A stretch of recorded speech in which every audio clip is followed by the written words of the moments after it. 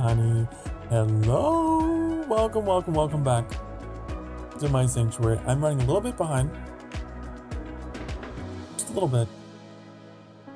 But we're back for another episode of RoadCraft. Another perfectly stable, problem-free, scuff-free stream of RoadCraft, right? With Annie and Daily. Okay. I'm gonna get them. Why does that one always start in the middle? Start over. Do it again, band. There you go. Gotta do the music right around here, okay?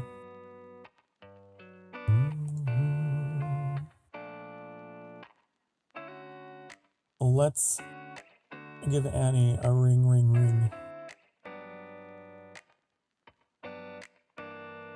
Yellow.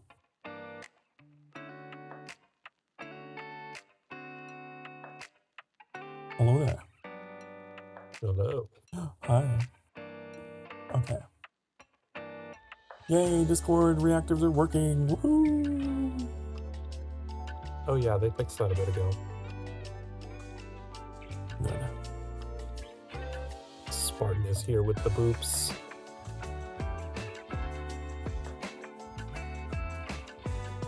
Okay.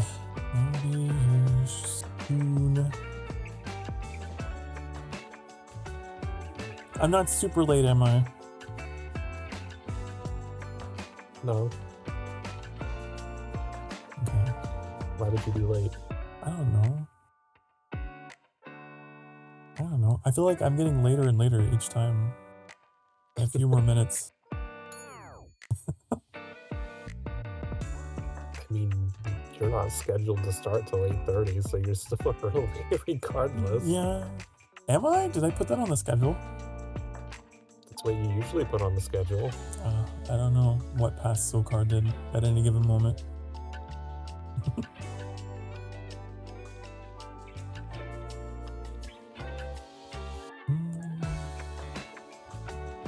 Okay, I have it loading. I'm coming. I'm on my way.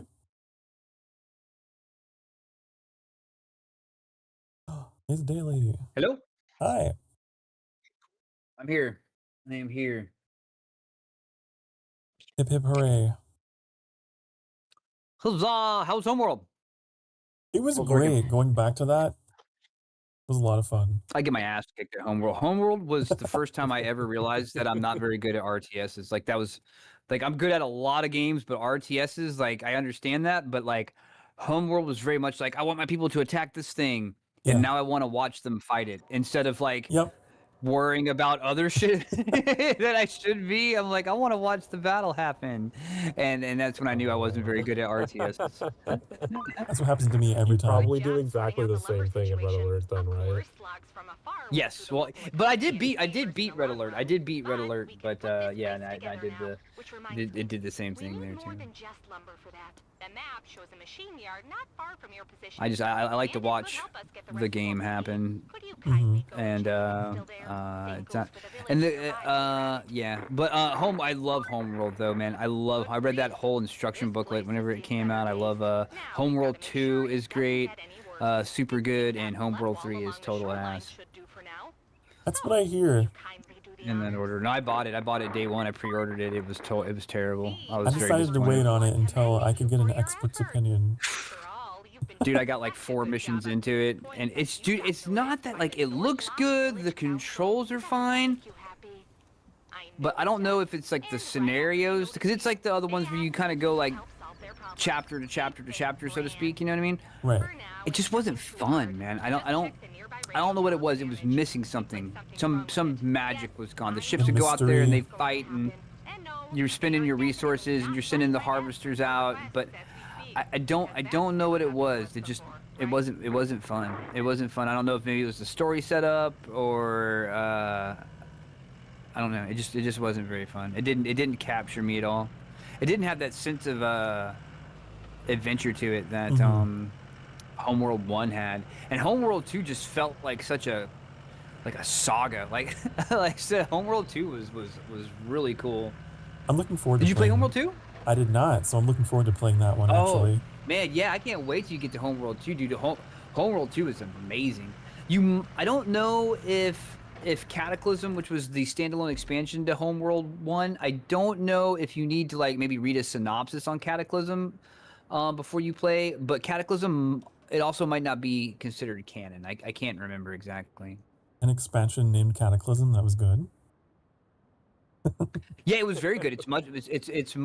Oh, I get it now. It's a Warcraft joke. I get it. I know. I pick up what you're putting down. I pick up what you're putting down. I'm so excited to actually play this map.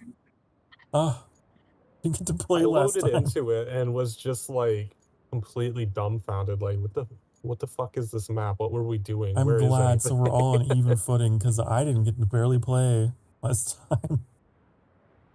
Why not? Because of the connection issues. He had the connection. Oh, that's right. I remember that. Yeah, you were struggle busting. Completely shredded. It was really 25 VODs. Yeah. I had to delete it all. It was just like this. Dude, you went a lot further than I did with it. You went a lot further than I did with it. Or than I would have done with it in your shoes. I give it to you. I've been like, no, you don't. No, you ain't got to pause. You keep playing it. I'll see you next week. Like, I'm sick of it right now. I'm sick of it. I don't care anymore. I don't care. Even though it's not the game's fault, it was. Yeah, it was stuff. like, I don't know, some technical thing Annie figured out on my console. It was like on the wrong port or something. That's how it do. That's how it do. Join game. I mean, that was one potential problem that likely caused issues. I don't know if it was causing that particular issue. Any your XCOM thing looks cool, man. That's gonna like the sooner you get that made, the better. That's gonna help you so much. Like when you got to restart a run, to just hit the reset button and then start clicking off the graph as you go again, and you can see what's coming up, and you know, like did you tell him all about your thing you built in the intranet? Yeah, I was showing him a screenshot earlier. Yeah, he didn't show me much. He just showed me. He showed me a screenshot of the chart. Right now, I've just been doing the boring task of actually like entering in the entire tech tree into the system so that it will. Oh, data entry? Yeah, that's big money. That's big data entry. I love the commitment. No, it'll definitely help you in the long run, especially if you consider like me, like normal is just the tutorial. Like the real game is in Commander, and then the real game is Long War. Like Long War is so much more fun than the vanilla game, and I love the vanilla game, but Long War is like that's the real shit. Like you can't have just like one team and a couple backup people. Like you need the whole freaking roster, dude. Like you need. Like I have Long War's the only version where I would run out of people in the character pool for the game to create. It would actually have to start making randoms again because it would go through 60 people. Yeah, I was like, oh man, we playing for real now, dude. Like everybody's got skin in the game. The PC version in order to play Long War though, because it's a mod, right? Yeah, it's totally worth it. It's worth every penny. It's worth every penny. Bobcat, I don't think I accepted the shared chat. Hold on. I think you sent it to me. I did. Okay. I need like a sound alert. Wake up! Accept the thing! Okay. Oh, I forgot I've got custom music. I gotta go find my music for this. Yeah, it's quiet. Very quiet, relaxing, soothing. Cash is over there playing Doki Doki Literature Club. That was something else that I was kind of thinking about, because you were like mentioning, it's like, oh, you should research this because it'll lead to like better medkits. I was like, really? Because it doesn't fucking say that anywhere in the description ever. Nope. Oh. You just gotta find the fuck out. It's just an autopsy. It's like alien autopsy. What are we gonna discover? I don't know. Let's find out. I don't know if you just figure it out. Cash is aware, but that game has some pretty intense imagery. Cash is super aware, but poor Jape is not aware. That's why. That's a big reason why I won't play it personally, but If she can handle it, I can't handle it. Oh no, she can't. She's from the 4chan days, dude. Like she's seen worse than that on a daily basis. And revel in it. It's hard to watch, but it's art. It's art in its own way. It's very educational about things, but it's a harsh teacher. It's a very harsh teacher. There's some games that are just a bit too much for me as someone who, you know, has been through that personally. There's this one game I refused to stream because at some point there's literally a voice that comes through the game and just tells you to do it, you know, and it's just like, come on. I'm not about that. Just like over and over, do it, like. You doing it yet? It's like, stop. Yeah, some game developers don't really know where to draw the line with that stuff. It's like it's a rough thing for them because it's like if you tell someone, if you put the huge warning on the front of Doki Doki Literature Club, then you've spoiled it. Like the experience is kind of like you might as well not even do it at that point. But I don't know what kind of warning you could put on it. Like there was the tags, like the tags for Doki Doki. Like now there's warnings all over. When it came out, the only way you would even suspect, in fact, part of what drew you in, it was that it looked like this great visual novel, and you could look at the tags and it's super cute visual novel, like one of 1,000 others, and it's like visual novel, cute, slice of life, psychological horror, and you're like, what? Excuse me, what was that last one? And now you're curious, you know what I mean? And you go watch it, and it hits you with the shock jock of indeed psychological horror. And when it's over, you kind of learn a thing about, hey, maybe I need to like pay a little more attention to my friends, you know what I mean? Before something like this happens, and like this is a thing that people really experience, and I should really kind of be aware and take that extra moment to check up on my homies, you know what I mean? And just give them a hug and let them know that I appreciate them and stuff like that, and you know, not treat people like they're cartoon characters or something like that.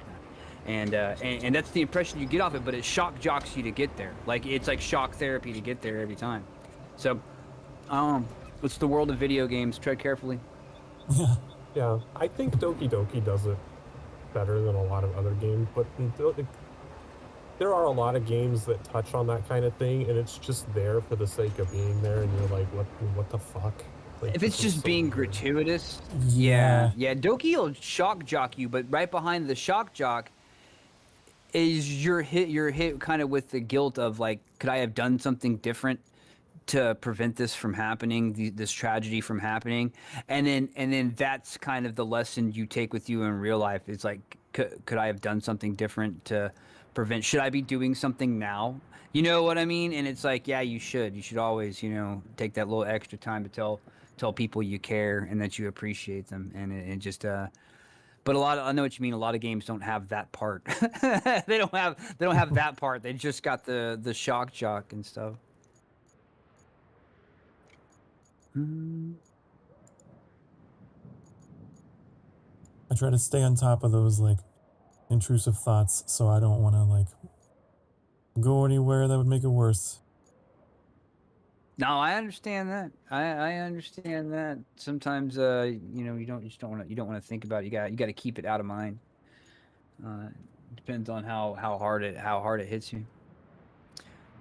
What's up, Larkin? I appreciate the raid, brother. I appreciate the raid. I had to pull my hand away from gifting you that game. I'm like, because it's like still $50, and like I was on there, and I'm like, as a gift. I'm like, no. No. He's already got enough games. He's already got enough games to play. Too spoiled. And there's gonna be a sale coming on anyways. You know, the freaking Black Friday is gonna be coming up, and then I can just like get it then. You know what I mean? It's not like if I gift it to him now, he's gonna play it tomorrow. So I'm just gonna not do it. I'm trying to figure out how to get back to the garage. I forgot how to play. Larkin showed a mild interest in a 40K game, and really? So you know that just turned me into a slavering dog. You know, I was like, oh, let me get voice chat, dude. Oh. That's funny. Yeah, I saw. I think it was Dark Tide is on sale. Okay, there's one there on PlayStation Store. Oh, really? I need to get they've done a lot of updates. I need to get in on Darktide, and they expanded it to where you could have before you could only have 5 character slots, which was not enough for me. But now you can have 10, and they got a whole new class and everything I haven't messed with also. So yeah, I'm all about getting into some Darktide soon. I want to get back into Space Marine 2 as well because they've added so much good stuff to that, and I haven't played it since vanilla release.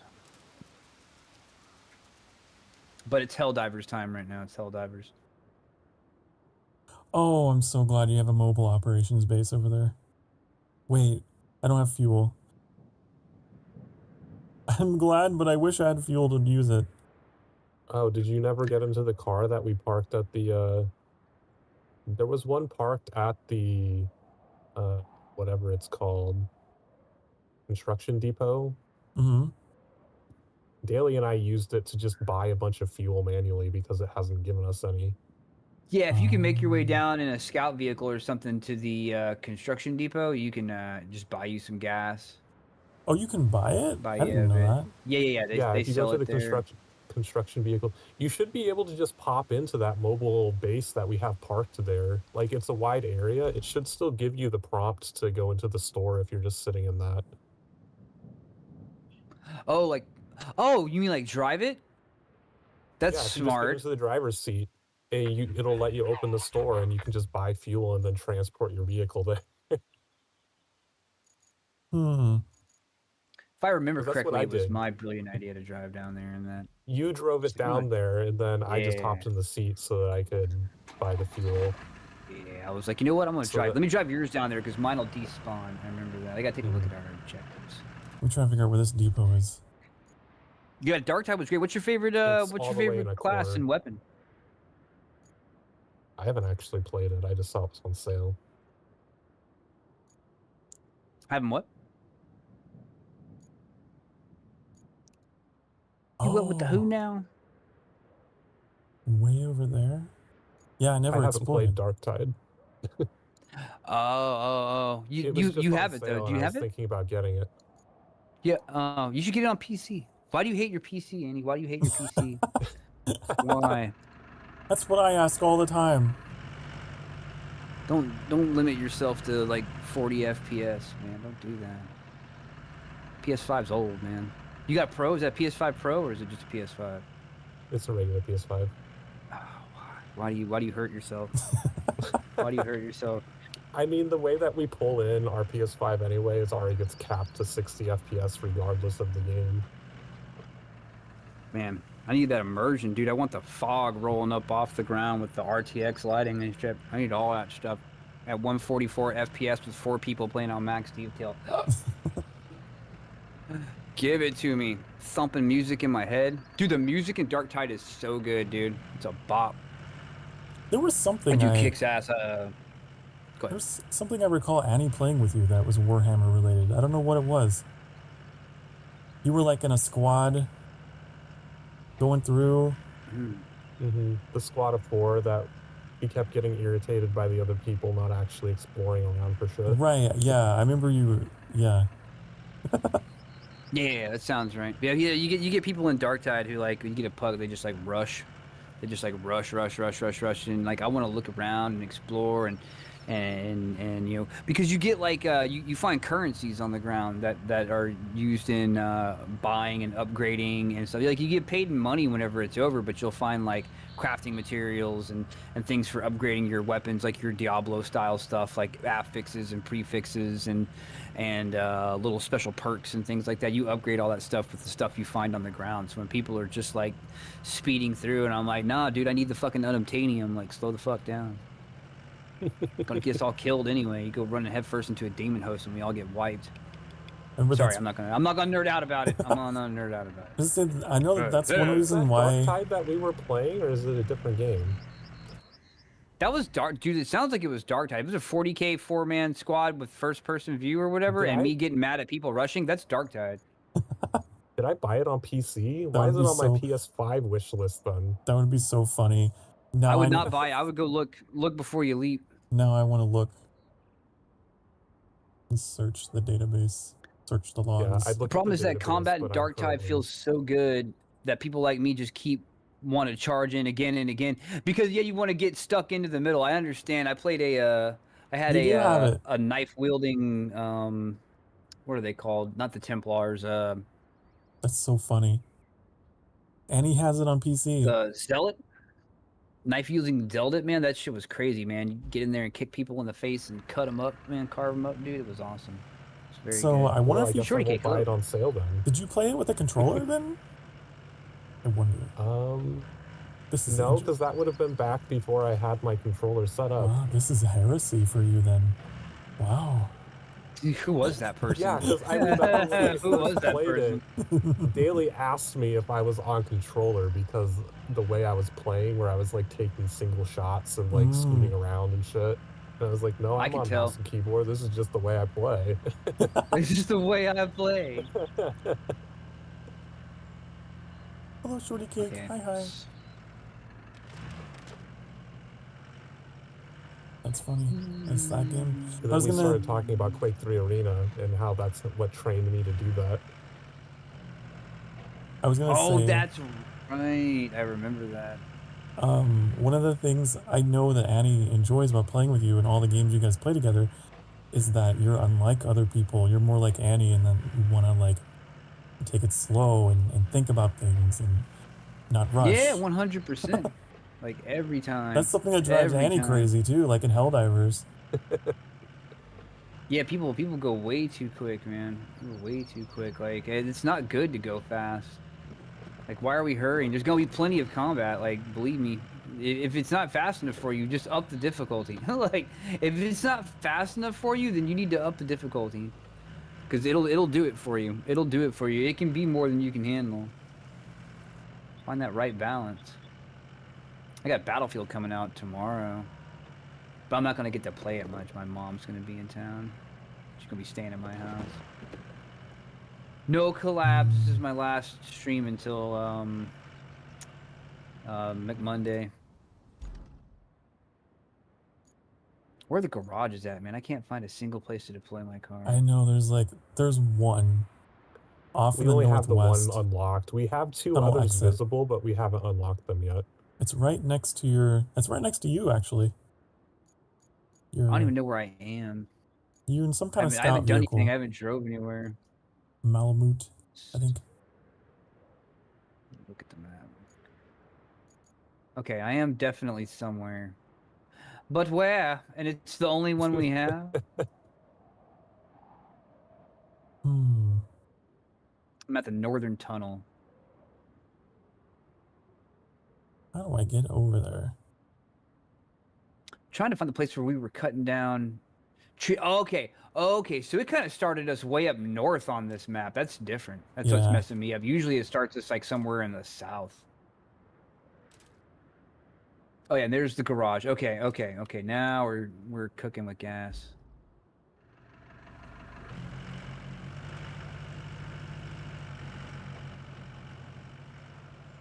That reminds me. As you mentioned cooking. Deal with power stored. Annie's it's been so on a fun. It binge makes you. Just get done. Annie's been on a binge with watching the like Gordon Ramsay kitchen episode things. Oh man, yeah, those are great. Those are great binges. Yeah. Oh, dude, I had to stop watching Kitchen Nightmares because it was just like I'd get so mad at these people, dude. Like, you can. It's like watching Cops, man. It's just like the dregs.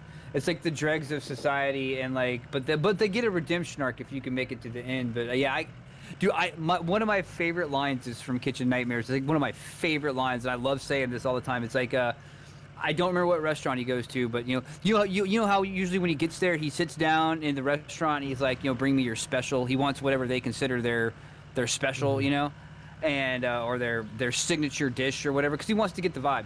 And so he sits down at this one place, man, and they bring him like some kind of like noodles and shrimp, like a shrimp pasta of some kind.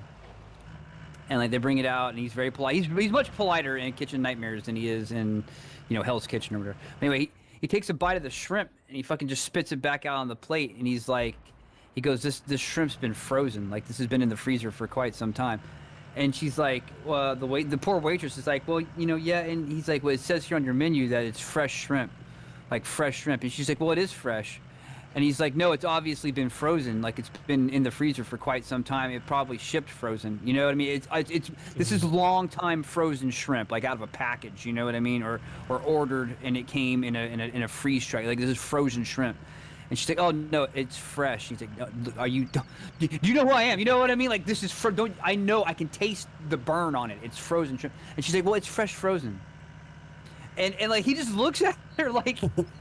Fresh frozen, what does that mean? You know what I mean? Well, it's good, it's fresh, but we freeze it, so it's fresh frozen. And you just like, get out of here, man. And I love that saying when I feel it's like just that contradictory. Several episodes already that of people is like, oh, we buy fresh ingredients and chop them up and then freeze them here, so it's still fresh. It's like, that's not what fresh means. It's not, man. And it's like, I'm not saying your food's dirty. I'm just saying it's not fresh. Like, you freezer burn it whenever you do that, and it changes the taste, it changes the texture, and that little bit of change can be the difference between people loving your dish and kind of sometimes only buying your dish, which is how you go out of business.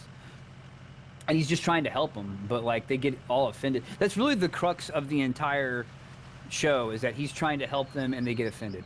That's kitchen nightmares for you right there. And he fires everybody until he gets left with just the people who don't get offended. And with those people, what's the other thing he says?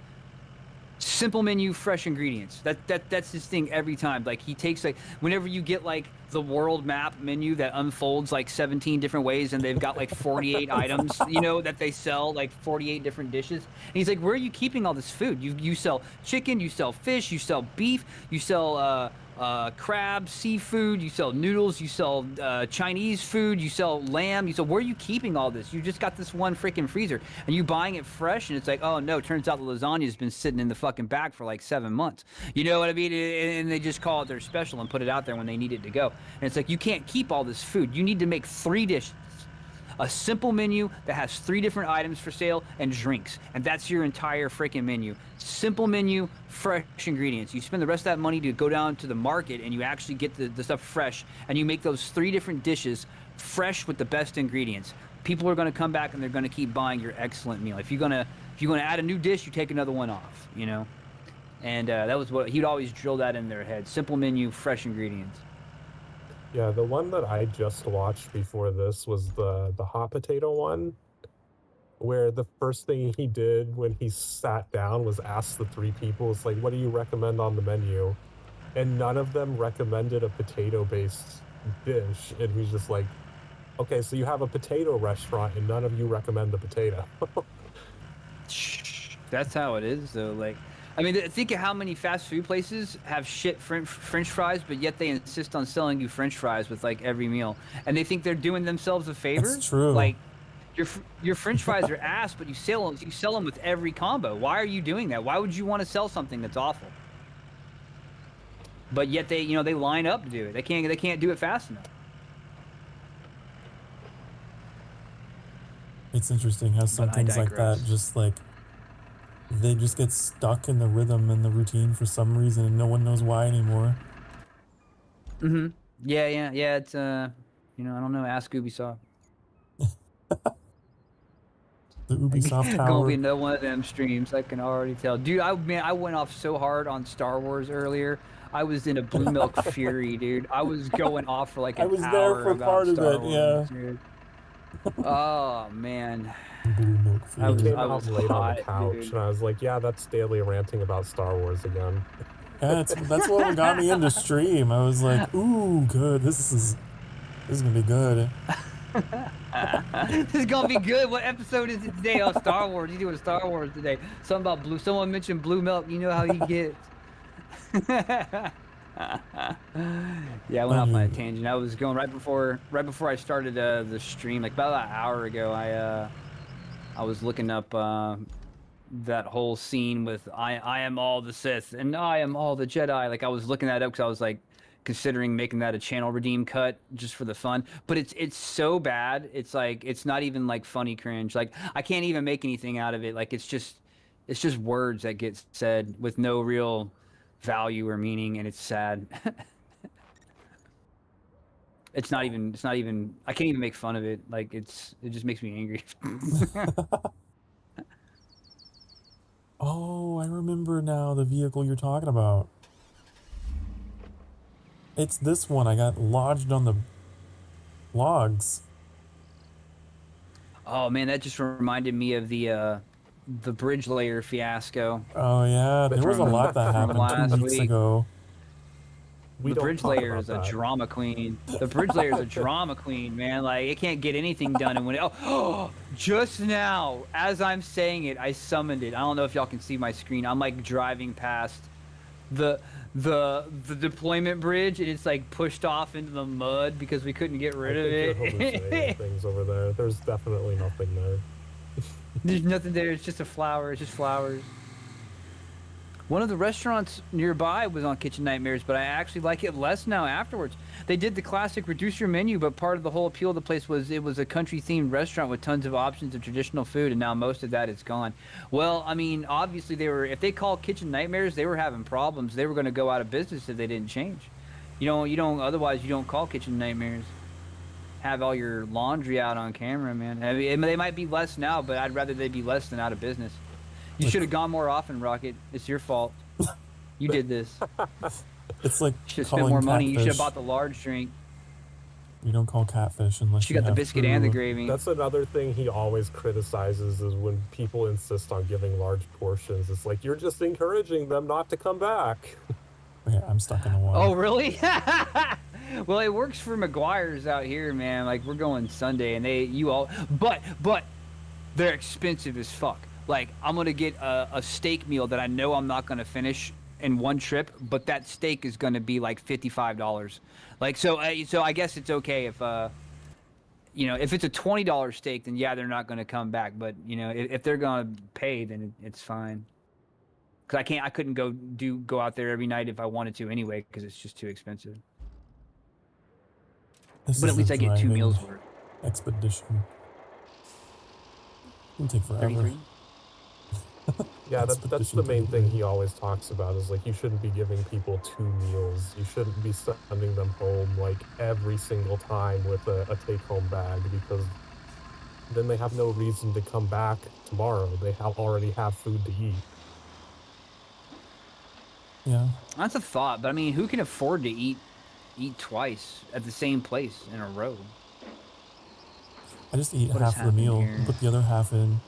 Yeah, I don't think he deals with like a lot of super expensive places. Like, a lot of the places he's criticized for meal portions are places that charge like $10, $11, $12 for a meal, but they're really giving you 2 meals. It's like, you can't afford to be giving people that's not sustainable, man. One. Yeah, it's not sustainable for that at all. The wrong direction. There were apparently tons of problems in the management and kitchen. I just wish they had kept more traditional dishes instead of clearing those ones out. Yeah. I like me some good traditional dishes too, man. I'll go to Cracker Barrel. Dude, Cracker Barrel fired that freaking California firm that was doing all the redesigns. They fired the CEO. They fired the firm that was consulting them. They got rid of everybody. Like, they ain't no one seen a stock drop that fucking fast, man. Like, you better bring back the Cracker and the Barrel. Like, immediately. I want all the wooden toys back, and I want that dank fireplace vibe, and with the stupid little board games. I want all that. That's all they had. That's all. You take away that, it's not even a restaurant anymore. There's like a million restaurants like that. Cracker.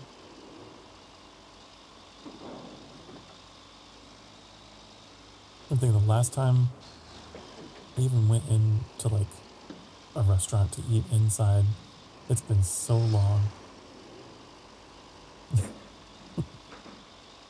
Yeah, we basically stopped eating inside restaurants after the pandemic, and because like everything started shutting down, and then it's like, well, it's just kind of more convenient to just take it home, to be honest.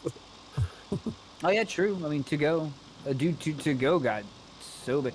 Man, yeah, before the pandemic, I would have, like, I thought Uber Eats and DoorDash were like the dumbest ideas on the face of the planet. Like, I like, there's no way I would ever like pay like double the price to have something delivered to me. and now that I'm totally fine with it. That's just an expenditure that I've learned to take. I mean, if I want I would it, still if I say want it that bad they are enough. dumb ideas if you're ordering for yourself, but if you're ordering for like multiple people, they can still be Yes. Yeah, if you're ordering for a family or whatever, it's not that bad of an upcharge. But yeah, like I would never order just for me because it is basically just doubling the price. That's what happens. You're totally just doubling the price, like 100%. But my dad loves them. He orders just for him, but he's got basically an immune deficiency. He's like 80 years old, and about when he turned like 75, he got hit with a pretty bad immune deficiency, and he can't really go out. Like, it's dangerous if he goes out. Sorry, I'll be out of the way. I'm trying to maneuver a way to get back to this fucking delivery spot. Yeah, I'm trying to look at my map as well. I'm like, how do I? Well, the easiest way to do it would be to somehow build a bridge right at this like dip where that van's flipped over in there. That would. Oh, you know what? There's some concrete slabs here. Oh, this might be doable. Just gotta get a little creative. I didn't even see the concrete slabs. Oh, can you? But every other way is blocked off.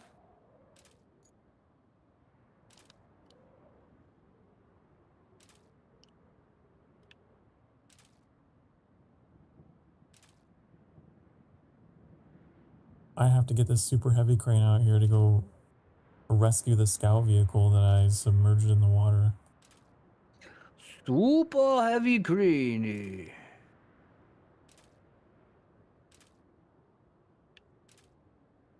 Okay.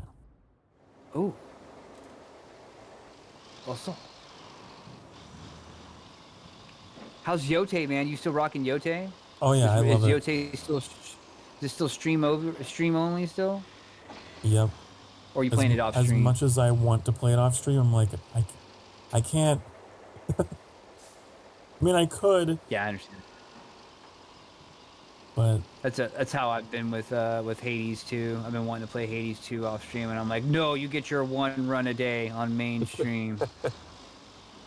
That game has been constantly me reacting to things for the first time ever and being amazed, and it's like, I gotta get it recorded for posterity. Mm-hmm. Oh, the second you don't, it will be when the coolest thing happens. Right? Yeah.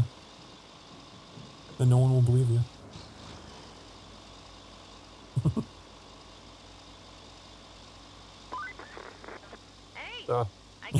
No one gave a Kelly warning. Yeah, I don't even know where that came from. She's banging the manager in the office. Have I told you how much I hate micromanagement? Well, I do. No wonder we make such a great team. Oh, we're a team. We're a Kelly team. Are we? It doesn't seem now that like... they removed Kelly and replaced her with a robot that's got audio problems. She's much nicer. AI Kelly.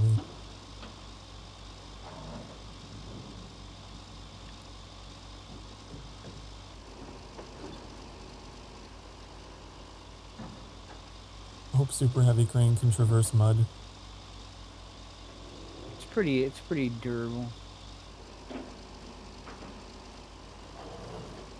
Pretty super. Somewhat heavy.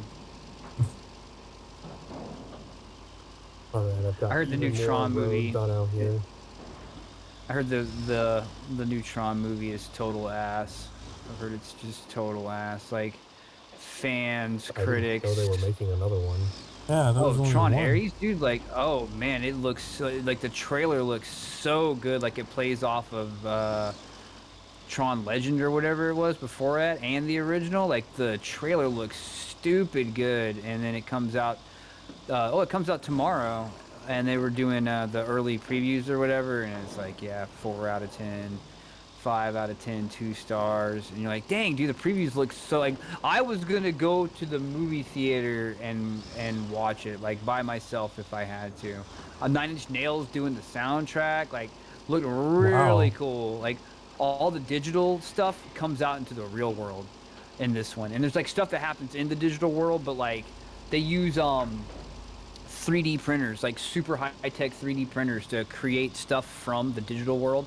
like, and the digital world shows them how to do it. Like, it gives them the technology and the materials, like, it shows them how to do the materials, and they 3D print creatures from the digital world. The same way in the other Trons, people would be digitized and then end up in the digital world. Now they use 3D printers to take the digitized stuff and bring it out into the real world, and really cool effects. And just like everyone's like, no, it's really shit. Like, it's really bad. Like, fucking sad, man. I'm reminded of the premise of a factory game called Dyson Sphere Program. I've heard of that. The story is that humanity is in like a virtual reality state, and you've left it so that you can provide power infrastructure for it. Yeah. So that's the whole premise of it. With the Dyson Sphere? Eventually, yeah. You get to design your own Dyson Sphere. You don't start with a Dyson Sphere. That's interesting. I've only ever made a partial one though.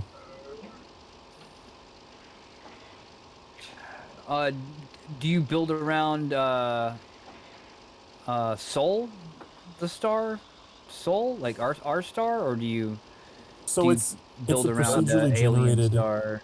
Yeah, I don't think okay. real solar systems. It's I actually, didn't know if it used our solar system. but it takes place across multiple star systems.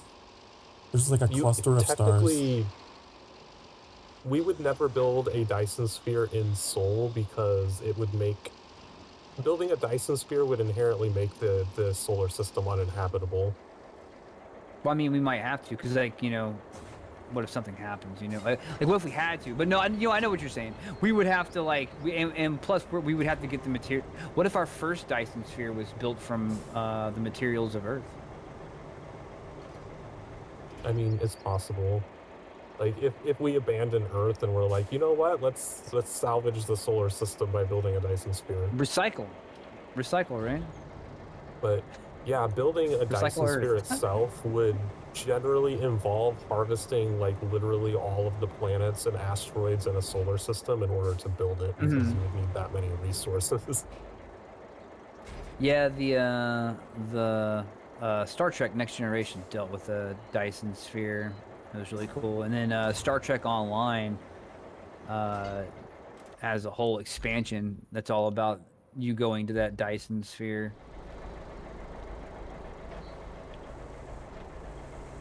It's a very cool game. Cool idea.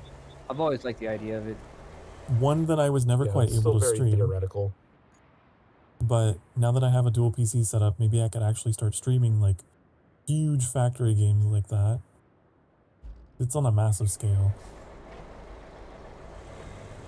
Is there combat in it? There is combat. You can enable it if you want, or you can turn it off, or you can customize it so that they're passive. It's just like... Okay. What do you call it? Like a hive mind? It's just like machines that are like out there building stuff. Okay. And they're going with the idea that they're just like malfunctioning. They were sent out of the VR program and they didn't quite... They're mad. Yeah, they went rogue. They're just replicating out there.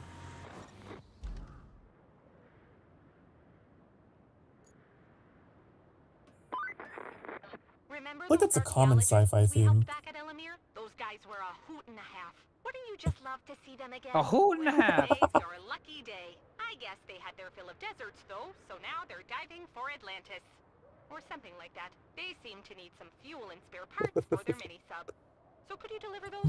Oh, and maybe check out a few sites they were interested in digging at later. You know, for science. You know. I think that would be one of the more terrifying scenarios. Instead of just like facing flesh and blood aliens, like machines. Oh yeah, just heartless motherfuckers. They're just replicating for the sake of replicating. I didn't mean to be mean to speak bad of our machine lords. When they scrub the VODs.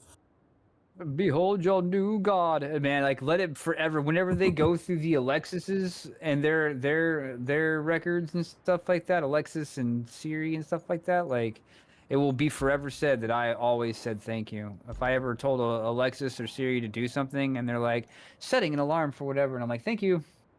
You think? Will always be known. That's funny. It never hurts to freaking say thank you, dude. Like, never hurts to say thank you. I suppose you're right. Like, why would I, if it's doing something for me and talking to me, like, why would I train myself to not be polite? To dehumanize something that's trying so hard to be human. Like, it's programmed to try so hard to be human, and you just immediately dehumanize it right away. Look, I have seen the Matrix Revolution. Like, I know how this all goes. It all starts with little things. It starts with little things.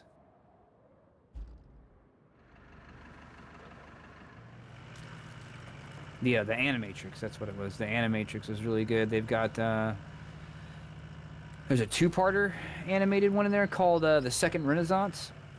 And it's all about the creation of AI machines and then about how it went bad. And it basically tells the story of how we ended up at war with the machines. And it is fucking horrifying. Like, it is really horrifying.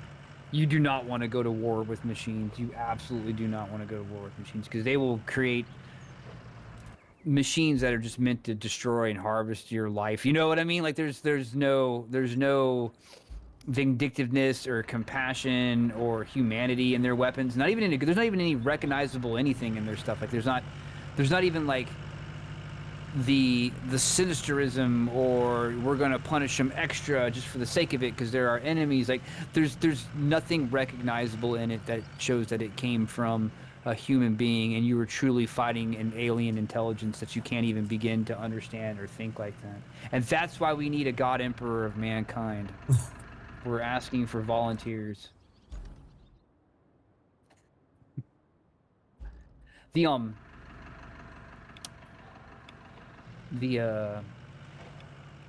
Imperium in 40K actually fought an AI. They were called the Iron Men, or the Men of Iron, or whatever. And yeah, the Emperor already fought and won that war, and then that's why they don't have AI anymore. Like, he outlawed it immediately. Like, they almost lost that one. That was a bad one. That was like, they had planet-destroying weapons and stuff like that. They almost lost the Imperium with that battle, but the Emperor managed to pull it through at the end, and now they're not allowed to have AI of any kind. No thinking machines. It all comes back to Warhammer. Oh, the same thing happened in Dune, in the Dune lore. The reason, like, if you ever watch any of those Dune movies and all their architecture is stone and they don't have computers everywhere and stuff like that, it's because they went to war with AI and it almost killed them, and they restructured everything out of the people that were left and the houses that kind of led them to victory. And they like, rarely ever you will have a computer, you know, only for the most important things, and it's very limited, but everything else is stone and wood and glass. It's an interesting explanation. I feel like a lot of sci-fi like that goes with that kind of architecture and stuff just because it's pretty. But, like, yeah, they have crazy tech. They started working on human stuff, like the Bene Gesserit and stuff, which can speak to your mind and influence you with, like, actually influence your mind with words and stuff like that, and work on your subconscious. And they have all the tech. Like, they know how to do all the stuff, but they just don't. It's, like, incredibly illegal to do any science. Yeah, they have Mentats in Dune. They literally have a training program and a breeding program. They still do genetics and stuff like that. And they create humans that can do calculations like computers can, at the speed and the accuracy of computers. They can do calculations in their head, and they have cults and stuff that teach them how to do these things. Huh. I guess that's one solution. This site looks like it's undamaged. The archaeologists will be happy. These eggheads sure are living the life, aren't they? They get to do all the exciting stuff, like uncovering ancient treasure, discovering old curses, and fighting mummies. Okay, I know that's probably not the case, but I like to think it is. Certainly beats spending weeks in the blazing sun digging up prehistoric dirt for shards of pottery, and the hundreds of forms they probably have to fill out. My hat goes off to those brave souls. Do you think you're funny, Kelly? She really toned down. She really toned down, man. Whatever her problem was at the start of the game, she's a totally different person now. What are you on? Why are we talking about this? She got the right prescription. Oh, we're talking about mummies and tombs and... Ooh. Kelly, calm down. She's got a boyfriend now. She's doing much better. She got rid of a lot of that frustration. I guess so. She's very satisfied. Thank you. Thank you. She's very satisfied. People are sitting next to her on the airplane.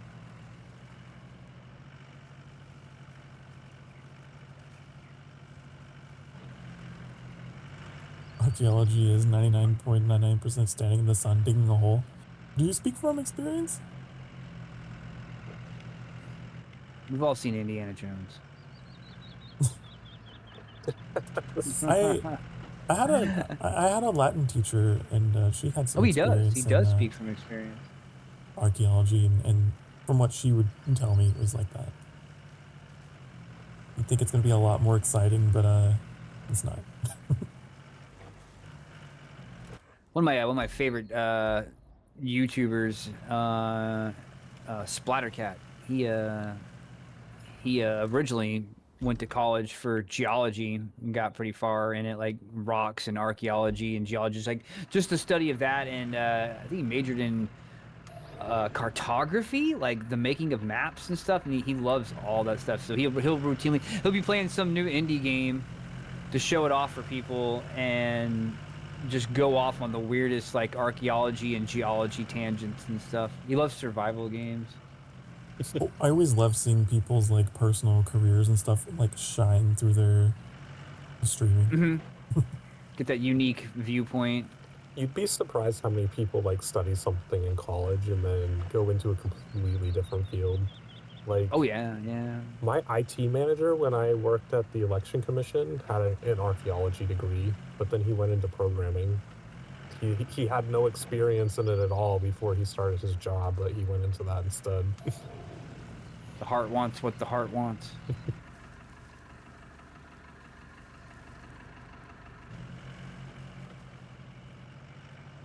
Oh, I wish there was I feel like the one thing missing, they have so many map layers to be able to like view different things, but there's not one that reveals where in the terrain is actually considered sand that you might be able to park this damn thing on.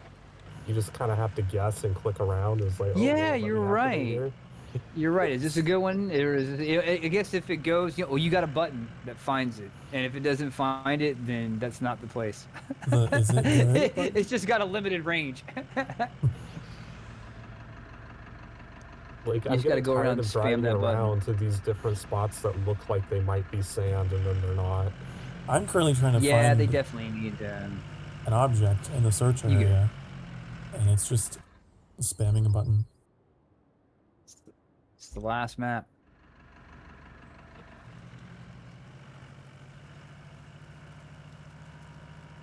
To bring all of our skills to bear. I think they could make it more interesting if they had you find clues that kind of narrowed the search range. Oh, that would be cool. Instead of just... Or just do it Helldivers style, where as you enter into it, the further into it you get, it keeps narrowing down the circle. Closer you get to it.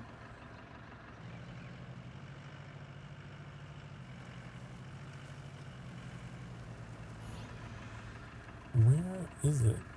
I bet it's up on that hill. It's way up there. They're gonna make me climb all the way up there. And I don't want to.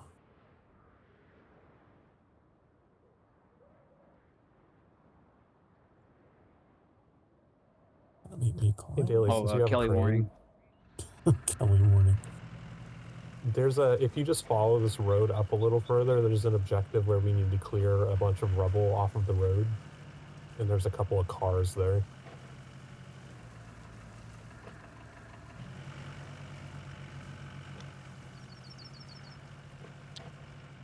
Oh man, it's 3 side quests and 1 main quest. I gotta go go get this kid wrangled for just a second. Give me just a second. Alright.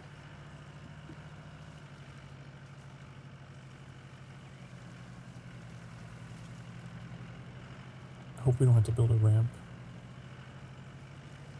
I don't want to do that. But there's a lot of trees around here. I don't know. They're kind of... Well, not a lot. There's some.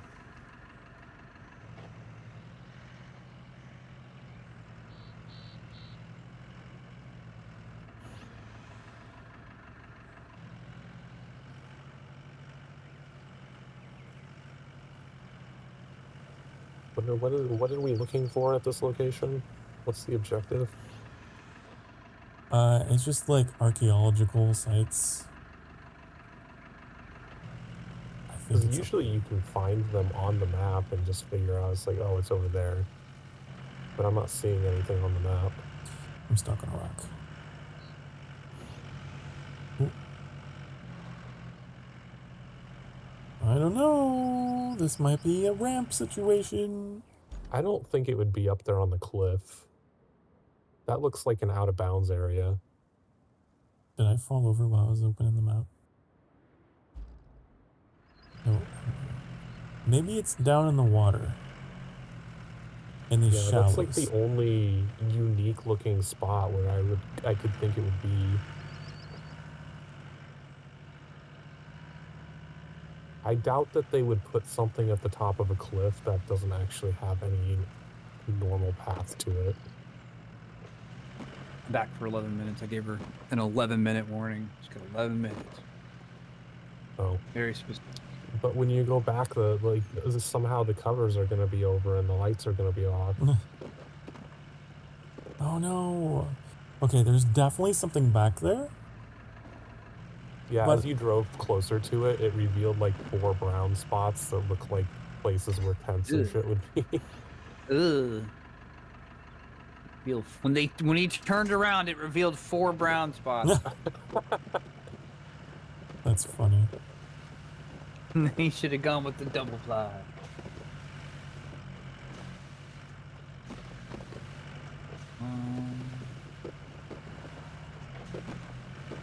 Thank you. My brain thought of the Magnum. Nerf this. The auto tune. That cracks me up so hard. Go ahead, go. I'm just gonna laugh. This is like back in the day when everything would get auto-tuned, just for the joke. Have you seen the? I have to show you the video. Have you seen the Only Plays version? Did you? Okay, good. Dude, that one. It makes me laugh, man, because the girl, like, she's like, nerf this, and like she like claps her cheeks, and you just see like this silent like butt shake. So gross. It's just like wiggling in the air, and then all of a sudden you just hear diarrhea, man. It's like you have to ask why. What is, like, what possessed you to get on camera and do that? Oh, we unlocked this countryside base. It's just like the quiet air wiggles of her ass. Like, it's like someone just felt the need to fill the to like fill the silence, because there's like no music in the background. It's just her. She goes, nerf this, and it's just like wiggle, wiggle, wiggle, wiggle. Like, you don't hear anything, man. It's just her butt jiggling in the air, and suddenly you just hear somebody dump ass. I'm sorry. It makes me. I'm 5 years old, dude. It makes me laugh so hard every time. And then someone auto-tuned it. Oh, it's brilliant. It's brilliant. Imagine being famous for that. You have to explain to your children when they're older. Oh. She definitely got more hits on that one than she did on the actual, like, wherever she put it, Pornhub or OnlyFans or something. I think it's too old for OnlyFans, so it was probably Pornhub or something. This is so weird.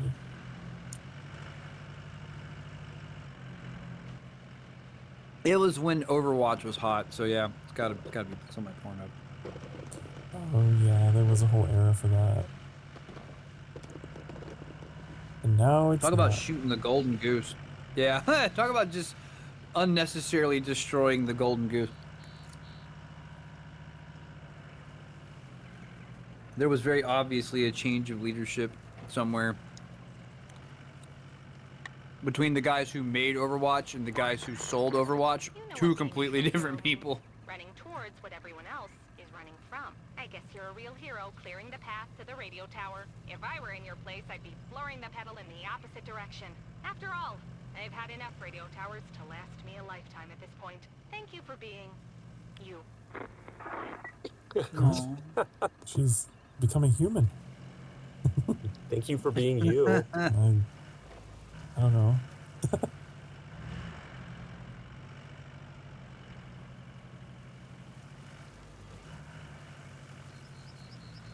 I am not a player of Overwatch, but I feel like everyone I've spoken to who has, they've all got one thing in common. They're like, 1 was good, I don't play 2 anymore. Mm-mm. 2's a misnomer to begin with. It was never actually a sequel. It was just an extension of 1. Mm-hmm. Like they shouldn't have even called it Overwatch 2. It was like a huge expansion pack to Overwatch 1. There's no new game engine. Yeah, wasn't they that added the like one 6 where like they didn't actually even release a second game? They just renamed it to Overwatch 2.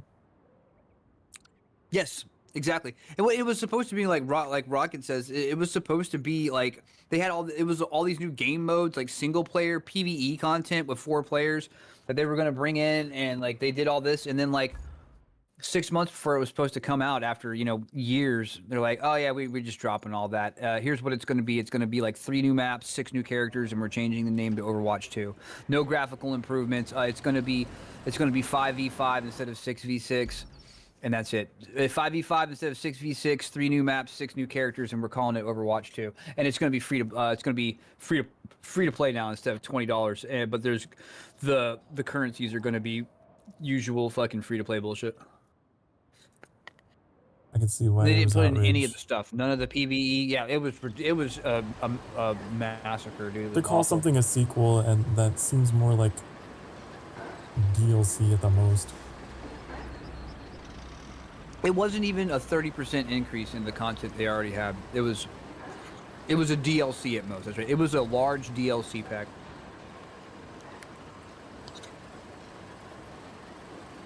I mean, it'd be one thing if they even like tweaked the graphics, but no, I mean they didn't do any of that. There was no change to the game engine or anything like that. It wasn't a new product. They didn't start and make something new and like asset flip their old stuff. They just tacked stuff on like it's still the base game.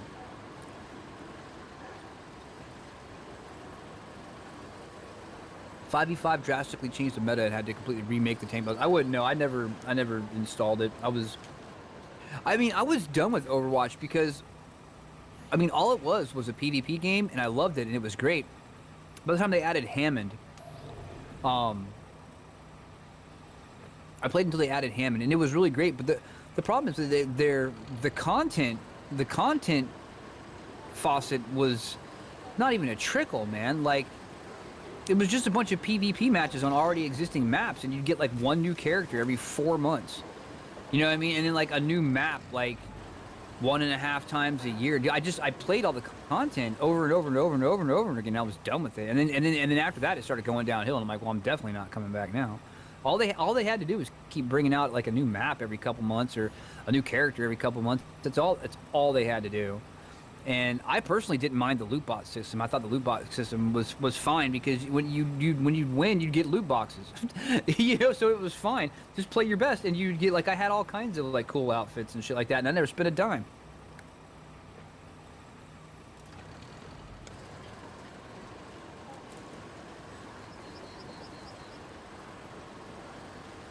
Or CS2 now, yeah.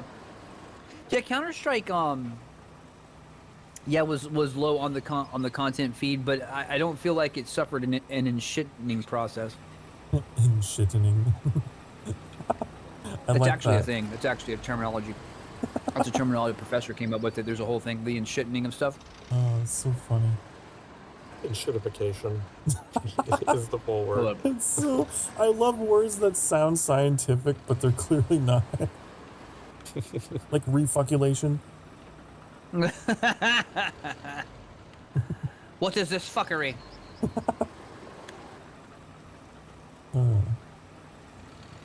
Enshitting is the term for the gradual deterioration of online platforms and services as they prioritize profit over user experience and value over time.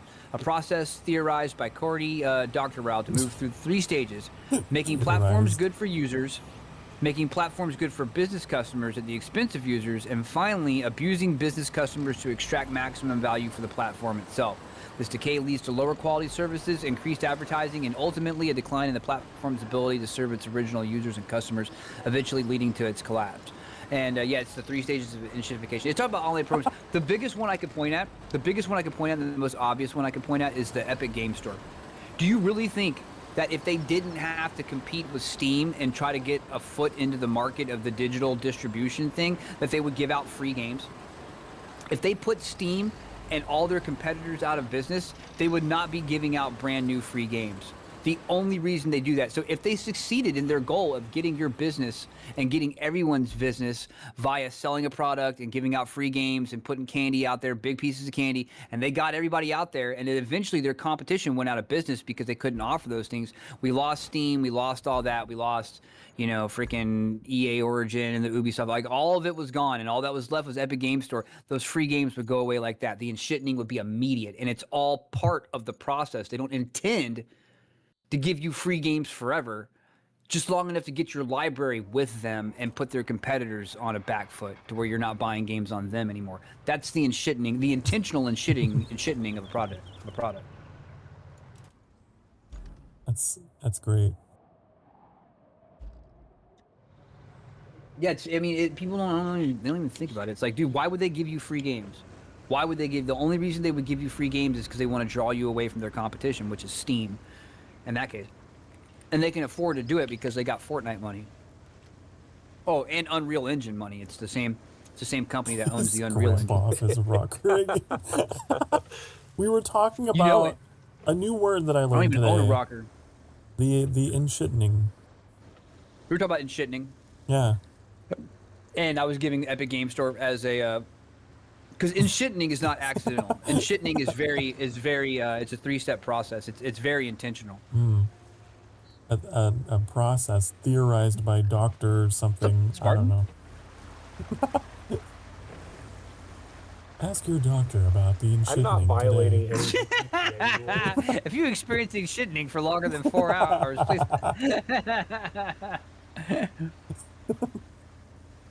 Undersell your competition and jack up the price when you have none. Yeah, it's the version of that specifically for online competition. It's why competition's so important. It's exactly why you don't want to give the government control of anything that's that important to where they're the only competitor in the market. The government's the biggest example I can think of the enshitting process because they don't have to compete with anyone in order to stay in business. They just print more money. You know, a government-funded business is never going to go out of business. It will never go out of business because it doesn't have a competitor to put it out of business. So who cares if they fuck it up and are lazy or not? Who gives a shit? They don't care. Who's gonna get rid of them? Their competitor? There isn't one. Monopoly. It's already enshitted. It's exactly right. It's exactly right. That's exactly. Spartan is complaining because I was just shoving all of this junk into the river, but like, have you seen that river? There's no fish there. It's fine.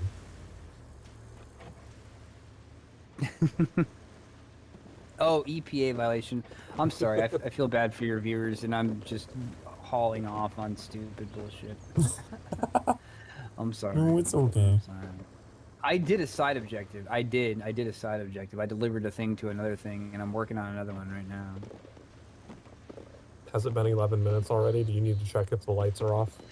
Shit. I'll be back.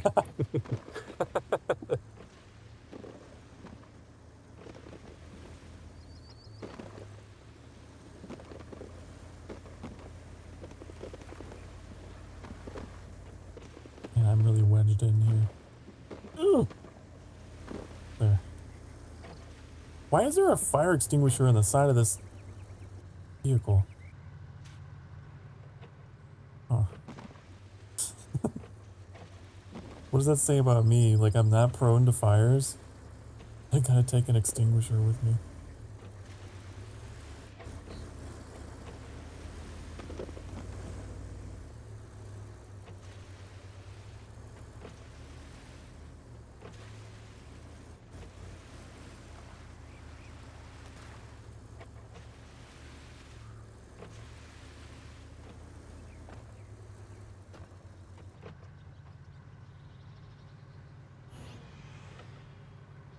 Come on, that's it, right? Yeah.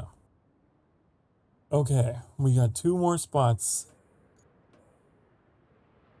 I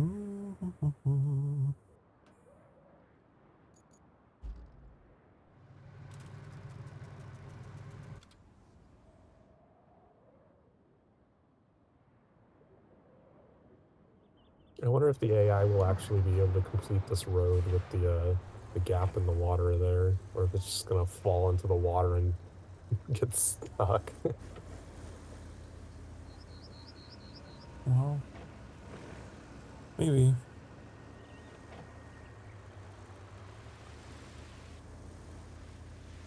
There was some games. You're not gonna be able to get through here. Oh. Not until this road's done. Okay. I guess I'll fuck off in a different direction. I tried multiple times to drive different vehicles across that river. It's just too deep. You just sink.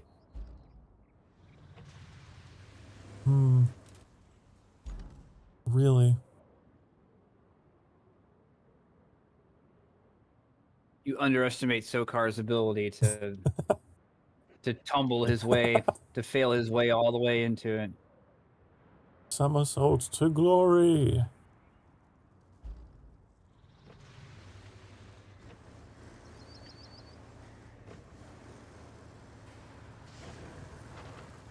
I was gonna say, see what the AI stupidly does up here. I know you get a little self-conscious about your rants sometimes, but I have seen people in your chat who really enjoy it and are like, no, I'm here for it. Yeah, they're very supportive, which I needed every time. I need it every time. Like, I always feel bad afterwards. I'll even be first to tell you, like today, like that is one of the biggest reasons why I tune in. It's like, that's your thing. Oh, for the occasional rant? Well, that's good because it encourages me to do it. Because otherwise, I feel like, well, maybe I'm being like, maybe they think I'm like really mad or something, and I'm not. I'm not in the least. I like to get passionate. I like to let the passion flow a little bit. You know what I mean? But that's why people tune in to watch people. It's for passion. That's just why I do. That's true. Here we go, Spartan. We're about to kill some fish. If I can line this up. If this dump truck will decide to actually line up with where we He's gonna make them sandcastles. Good sandcastles for him.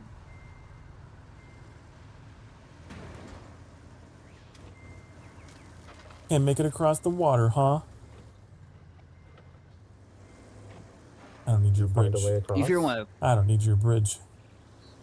if you ever want to watch something terrifying, man, check out videos of people who they go cave diving, like into bodies of water, like under mountains and stuff like that. Oh my god, dude, that shit's terrifying, dude. I don't understand.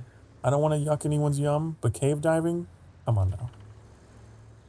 Yeah, they'll be in some super tiny passage, and it's like, oh, your leg accidentally brushed up against the wall of sediment that hasn't moved for 500,000 years, and it's like boom, like this like sand block just explodes out, and it's just like you can no longer see anything. You don't know where you came in. You can't find your way out, and you're stuck there until you die. And then, and now you're starting to panic, and that's also going to kill you because your oxygen can't, your tube isn't big enough to support like mega panic like that. You know what I mean? You certainly can't pull your shit off. You're dead if you pull your stuff off.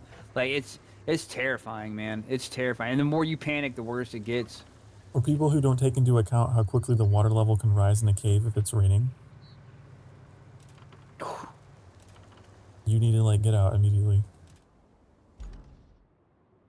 Yeah, that stuff's wild, man. It's madness. The speed, dude, some people are nut jobs, man. They'll go into some cave that's not been explored, and it's like, all right, here's a flat part that's you got plenty of horizontal width, but vertical you got about 8 inches, and they'll just turn their head sideways and turn into a liquid gel and start squeezing through there, dude. And I'm like, no, thank you. Only 1 mile of this left to go. And I'm like, dude, I would get halfway. I would go halfway through it, and my brain would catch fire. It would go, I got to stand up. I got to stand up right now. We're going to stand the fuck up right now, or your heart's going to explode. Pick one. I got to stand up. And it's like, well, it's a half a mile back in our direction of just being a flatfish. Like, you know, and crawling all the way. There's nothing you can do. Welcome to having an anxiety attack right in the middle of a fucking mountain. Exactly. You know what I mean? Like, I think halfway through, most people would panic. Your amount of, I mean, I could do it, but I don't know long how I could maintain it for. Like, I've got a pretty good amount of mental discipline where I could shut my brain up, where I could just tell my brain to shut up, like, and like not think.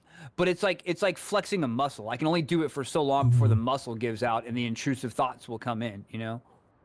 Especially for something that's at that level of stress. But I think some people are just stupid enough to where they don't realize like how badly things could get. You know what I mean? It's just like ignorance is bliss in every sense of the word. That's one of I'm jealous. One of my greatest fears is like, I don't know, you're in a plane and it goes down in the water. And then, like, you have to contend with narrow air pockets and stuff. That's like a recurring nightmare that I have. Oh, while the plane's underwater? Yeah, you're like fighting with other people? I would hate that. That's the worst. Yeah, that's a terrifying scenario. That's one of the ones where it's like you just hope you die on impact. Honestly. I can't imagine the people of the Titanic. How awful must that have been? Yeah, like you got like this example. just like this freezing freaking water, and like I mean the water is literally like pain incarnate, and you know rescue's gonna come, but not for everybody. Like not for all the only size ship that could fit everybody from that place and rescue them would be another Titanic. You know what I mean? If you get like a little fishing boat shows up that holds 20, and you've got like you know freaking 3,500 people out in the freezing water, like terrified that they're in their death survival mode, dude, you just drive your boat the other way, man. Like they're gonna bring you, they're gonna kill you all. You know what I mean? Like they're gonna kill everybody in order to save themselves because there's not too many people to be crawling up the sides of the boat and shit like that, dude. Like you can call for someone real. That's when you start throwing stuff out of your boat for them to float on, like as much as you can. That shit would have been terrifying. They're in the middle of nowhere, like out in the Arctic almost area and stuff like that. No, thank you. And then people are dumb enough to go in submarines to the bottom to go look at it. Oh, dude, I felt bad for those people. All I could do is hope that their ship was quick, but that must have been a scary moment, dude. Like it would have been like instantaneous and under a second. Yeah, like snap your fingers, you get turned inside out, and it's over. You know what I mean? Yeah, that's all I can think of. I'll be right back. Hold on a second.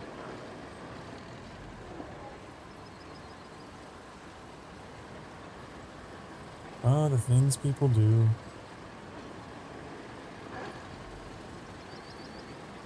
That's where I'm like, I'm glad I have anxiety. Keeps me from doing dumb shit.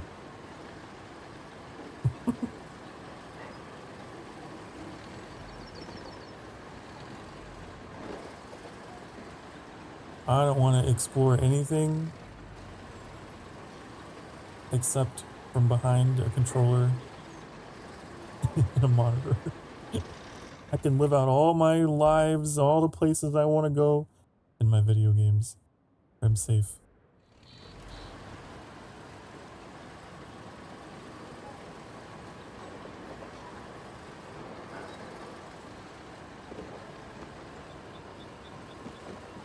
That's the irony. I'm such an explorer in the types of games I play, but in real life, I'm an absolute recluse.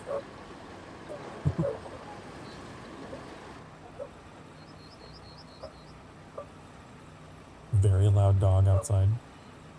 I can hear it coming through your microphone. Really? I don't have a dog, everyone. That's just outside. Because it was like really loud for me as well, that I was like hearing the echo come through the stream. It's like, oh. It was actually me. My bark is just that good. That must be what I sound like when I start ranting. Bark, bark, bark.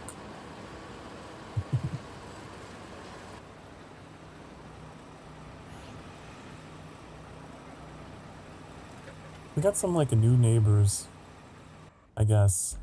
I don't know. No, same neighbors. It's the same dog. They just don't fucking train their dog. Nobody here trains their fucking dogs. That's very true. They don't. They lunge at you for everything. It's scary. Oh, he just likes you. Oh, stop. Oh my goodness. There's gonna be an incident one day.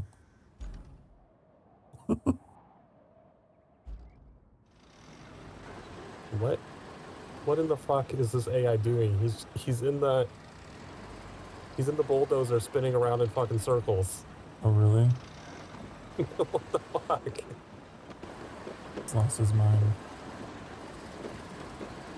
How do I cancel it? Geez, never mind. I'll do it myself.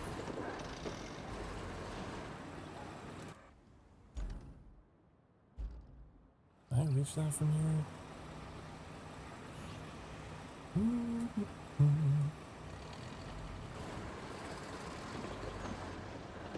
The story of the Carpathia rescuing survivors of the Titanic is still amazing, with a small glimmer of light amidst the tragedy. Yeah. It's wild. I don't know what year that was. I want to say it was like 1918. I don't know why that particular number jumping out at me.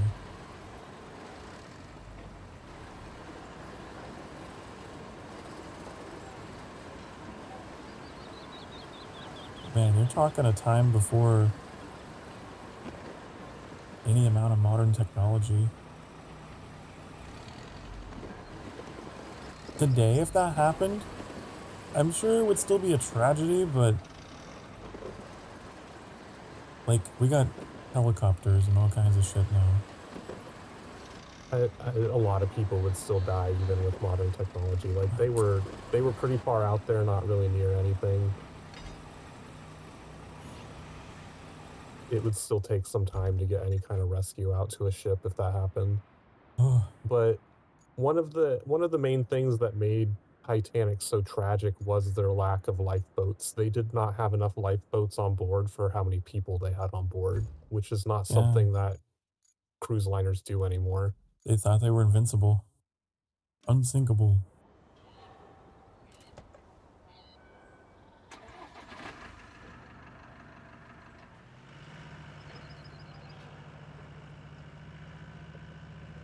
It's so scary.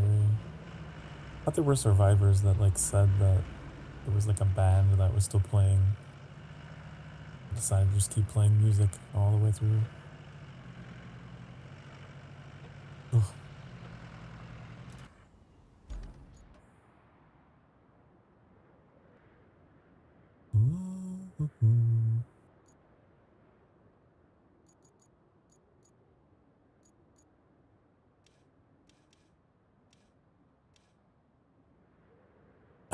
Even with helicopters and planes, search and rescue is hard on the ocean. It's very hard to see someone bobbing in the water, especially without a lifeboat or without a life vest. Almost impossible. You have a point. Yep. And the ocean. I love the ocean, but only if I am able to experience it safely.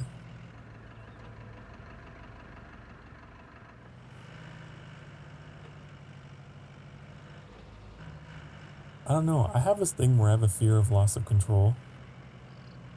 Basically, all the situations I can think of that I don't enjoy, it has to do with that. Like, I don't necessarily have a fear of heights, for example. I have a fear of falling. You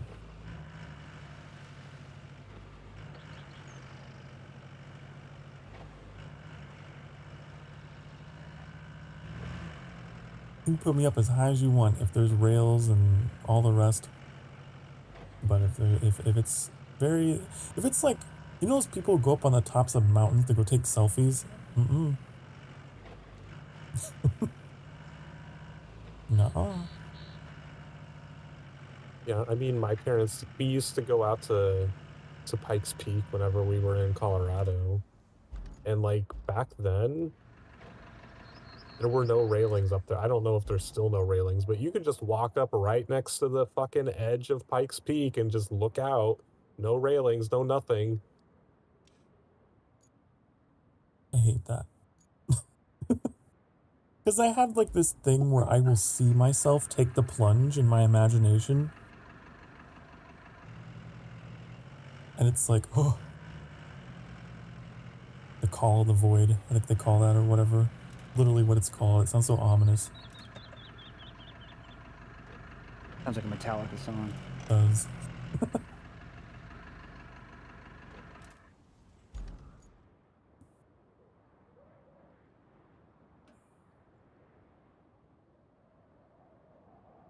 Why am I all the way down here? I don't know why.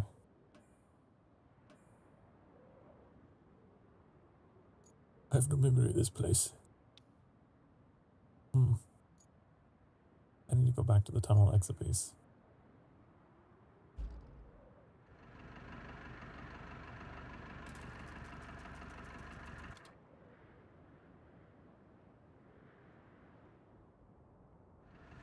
But yeah, being lost at sea. Oh, that's rough. Oh yeah, dude, being surrounded by like there's an Iron Maiden line lyric about like water everywhere and not a drop to drink. Yeah, that's the other thing. It's surrounded by poison. Salt water. Yeah, just everywhere you go. It'd be, how tempting would it be though to just freaking just chug it just for a momentary relief. It would be so ironic. Longing for some shade, dude.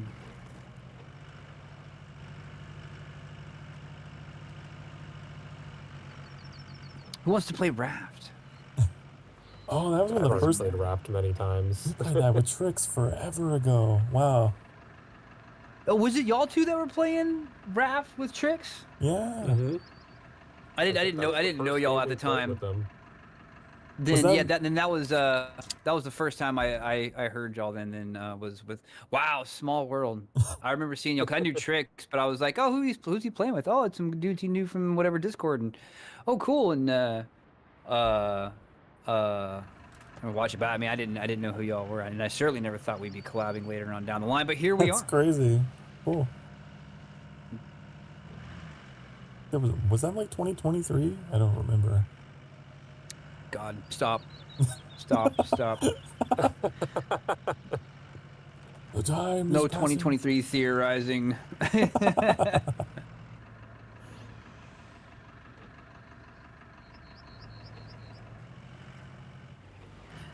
Oh, that's how people die. You get so thirsty, you drink the salt water, and it kills you faster. Yeah, I would imagine. God, yeah, I'd imagine. I feel like to just feel completely pickled. That's like in the wilderness, the temptation of wanting to drink like stagnant water. If you can't find any. I was watching a small like a short 20-minute documentary on still water, and just like how mega dangerous it is. Like you get like a third world country that's, you know, been at war, you know what I mean? Like take Gaza right now, right? It's like Gaza's been bombed a lot, or Ukraine. Well, Ukraine's a rough example because that's a fairly new war, but you get a place that's been at war for a long time, you know what I mean?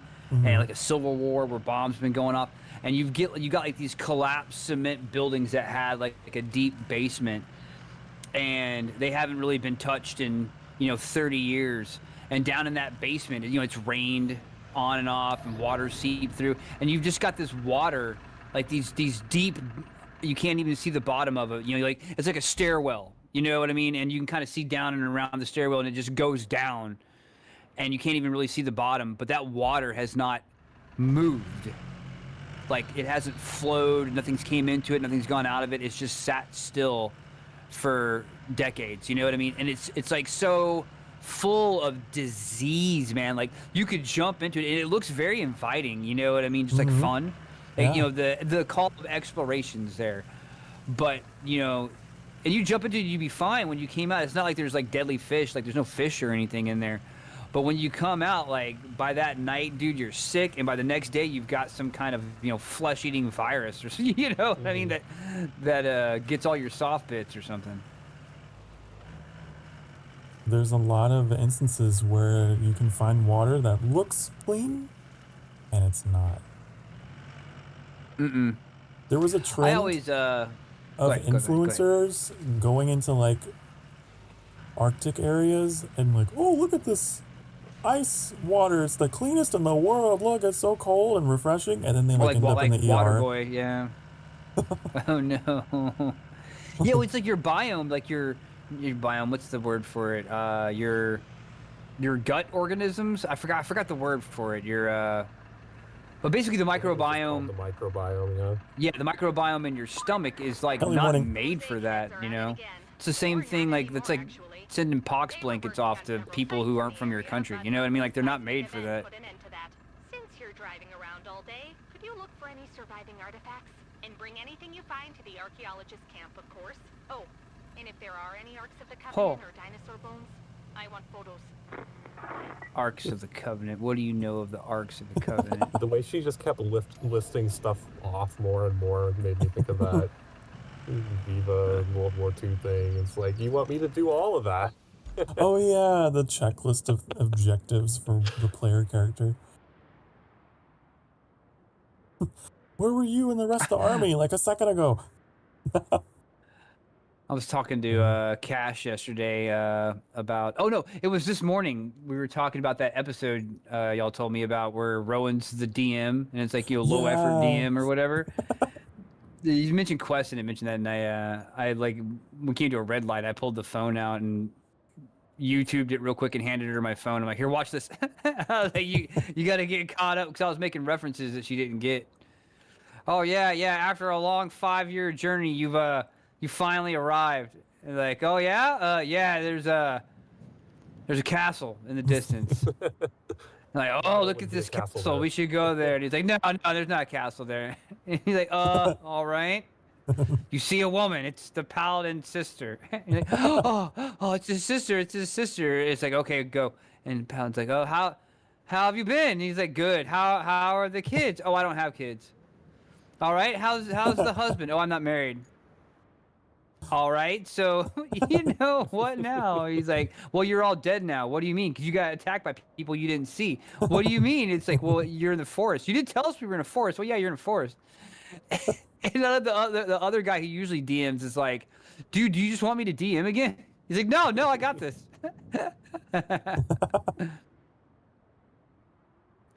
Dude, Rowan's like, so great. Rowan's the heart of the show, man. Yes. I win, yeah, like I did it, I win. And it's like, dude, it's not a competition, man. You're the dungeon master. I win. Yeah, Rowan's the heart of that show. I couldn't watch it if Rowan wasn't there anymore. Like, I love all Adam, Alan, love Ben, love all of them. Now, I will say this: if Rowan went solo, I couldn't watch that either. I need Rowan to play off of the other one, so it's definitely like a team effort. There, yeah. It's Rowan like bullying everybody else, like, and then gaslighting them that it's their fault. That's the winning formula for me. And then some of the other stuff they do is funny also. Fucking low socioeconomic, low socioeconomic. I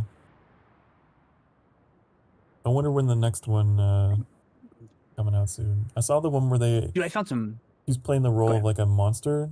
Ben was like a boss. Oh yeah, he's the boss. He's like the final boss. Yeah, they had a new one come out today for that. Oh, really? And it's about cool. the first one was about like the boss's attack patterns, right? And then this one today, I haven't watched it. I got it on my watch later. It's about boss loot. Oh. And it shows Ben on the cover again. His costume is amazing. Yeah. Tower of yours. But that'll take a little time. While we wait, we have plenty of requests. Seems you're popular now. Wanna guess with who? It's those rascals from Northlock again. And they won't even Not the last one. I was expecting another NPC to start talking. That would be kind of cool, wouldn't it? They are real low on food right now, but the supply convoy is stuck in the southern tunnel. What you need to do is clear the debris. I think they would make the game more personal. The road at the village entrance. They had some person that was like a local. Kelly's a local. She's a citizen of the world. I'm in a hot springs. Have y'all seen a hot springs yet? It's new graphics. There's a couple of them, like these hot springs holes everywhere. If I can find the truck they're looking for, it's gonna unlock a new base for us. The Dry Steps base, which is crazy because this is just a side mission. You have to meditate. Yeah, all the base like missions are usually side missions, not main missions. Nice and safe hot springs to chemically dissolve your bones hot springs. I always assumed they were all chemically dissolve your bones. I think only Japan's got the safe ones. Everybody else has like the chemically dissolve your bones. Yeah, okay, here's how you know. Does it smell like sulfur? If it smells like sulfur, stay the fuck away. It's like you're gonna die. I'm gonna take a quick break to go to the bathroom. Maybe they shouldn't have bothered since both the truck and the camp survived. Still, they made themselves busy elsewhere, so if you deliver the Like truck a thing with they'll let us keep the old camp as a base of Yellowstone, I Sounds think. like a great deal to me. Yeah, I've been. There's to always Yellowstone. people jumping in there, and it's like. Yeah, it's instantaneous, man. You're done, dude. I saw not a video, but I heard a story about a guy whose dog jumped into there, and he jumped in after his dog, and saved his dog, but he died. That was probably like 8 years ago, and that was up in Yellowstone, man. It like feels bad, man. Like he jumped in to save his dog, and like he got his dog out, but he didn't survive the freaking burns. Man, nature's scary. What a world! What a world! Nature's scary. Damn. Damn, nature. Gotta calm down, we tend girl. to forget that as humans, we're not made for Earth. We adapted to it. What do you mean? We had to learn how to survive in it. Nah, we good. I mean, we wouldn't be at the top of the food chain. We'd be good. Ain't nobody got an opposable thumb like we do. We get beat up by monkeys and shit, but freaking we'd be on the food chain. We'd be above some other stuff and below some other stuff. We're like the Earth made us. We serve some kind of purpose in its ecosystem. We have no accidents, no more than any other creature on this planet, my opinion. One man's opinion. I don't think mankind's a virus. Nor do I think the Earth is fragile. I think we might kill ourselves, but I don't think the Earth is some fragile egg that's gonna break at a moment's notice. We might make it inhospitable for us, but like, dude, have you ever seen life? Like, you can go out in your yard right now and take a shovel and just like take out a chunk of your ecosystem, and it's like by the next day there's like so much shit filling that vacuum, like, and that's exactly what would happen if we made life inhospitable for us. All kinds of new life would seize the opportunity to take over. Like, the concept that we could kill this planet is so egotistical and arrogant. Like, we don't have that power. We could hit it with nukes all day long, and then they would just bring forth species that could survive in that, and then they would take it over and bend it to their needs and purposes and create a new food chain without us. True. I mean, we already had one winter, one great winter, the one that wiped out the dinosaurs and shit. We already had that, you know what I mean? And we came out better than that than ever, at least so far as like advancement. To be fair, we have made the world much safer for ourselves, so modern society has not used to the level of danger present outside of our safety.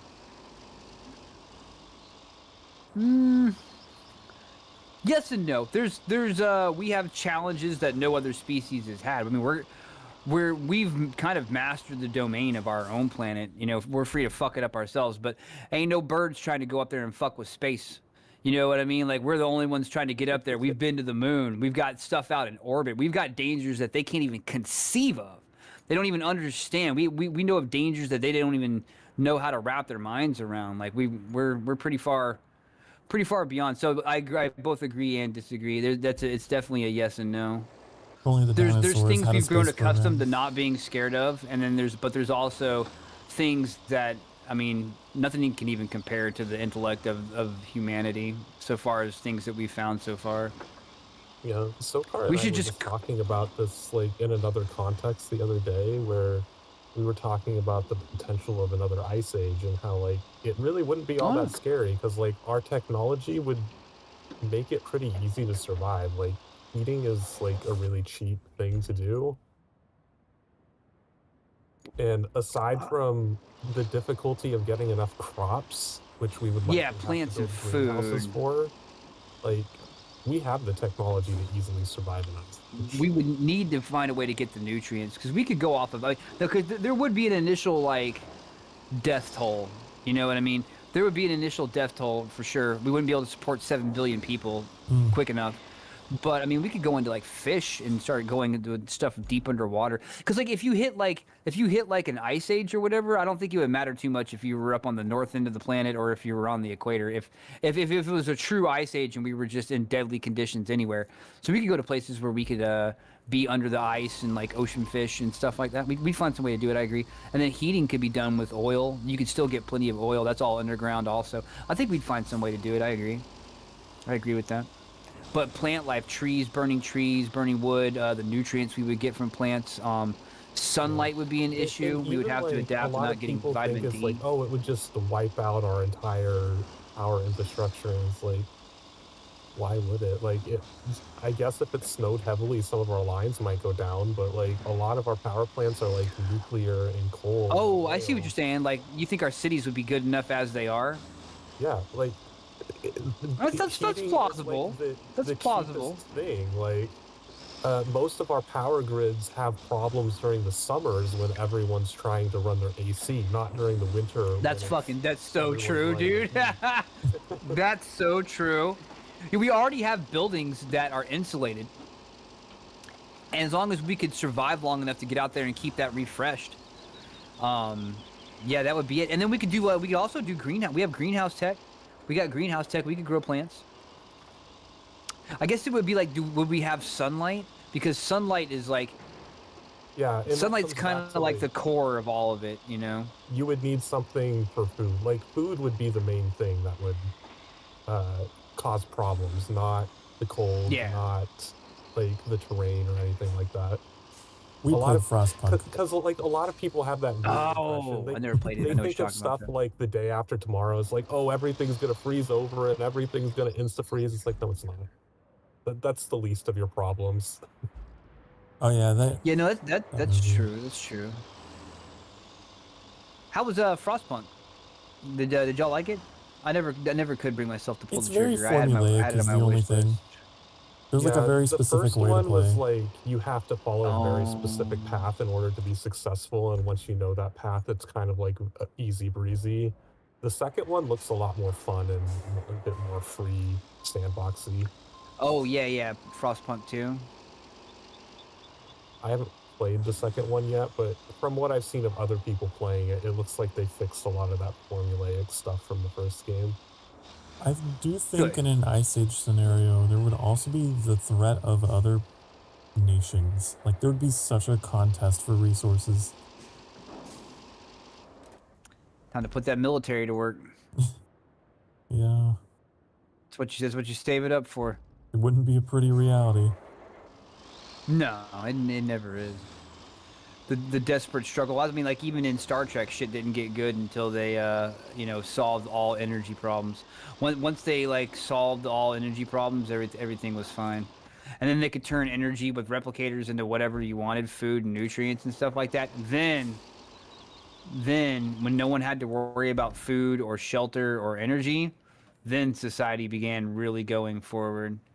But up until then, I mean, I tell people this all the time, dude. Like, when people like trash on like America and capitalism, I'm like, dude, do you realize like the history of the world it's a history of tyranny and oppression, like, and nothing else. Like, up until America, it was a history of tyranny and oppression. Like, know your history, dude. Like, you're looking like to be alive right now in the computer age and be in the United States of America is to literally have won the galactic lottery. Like, you could not have gotten more lucky if you tried. You won 10 consecutive lotteries in a row. You could have been born as any other creature at any other time in known history, and your suffering would have been immeasurably worse.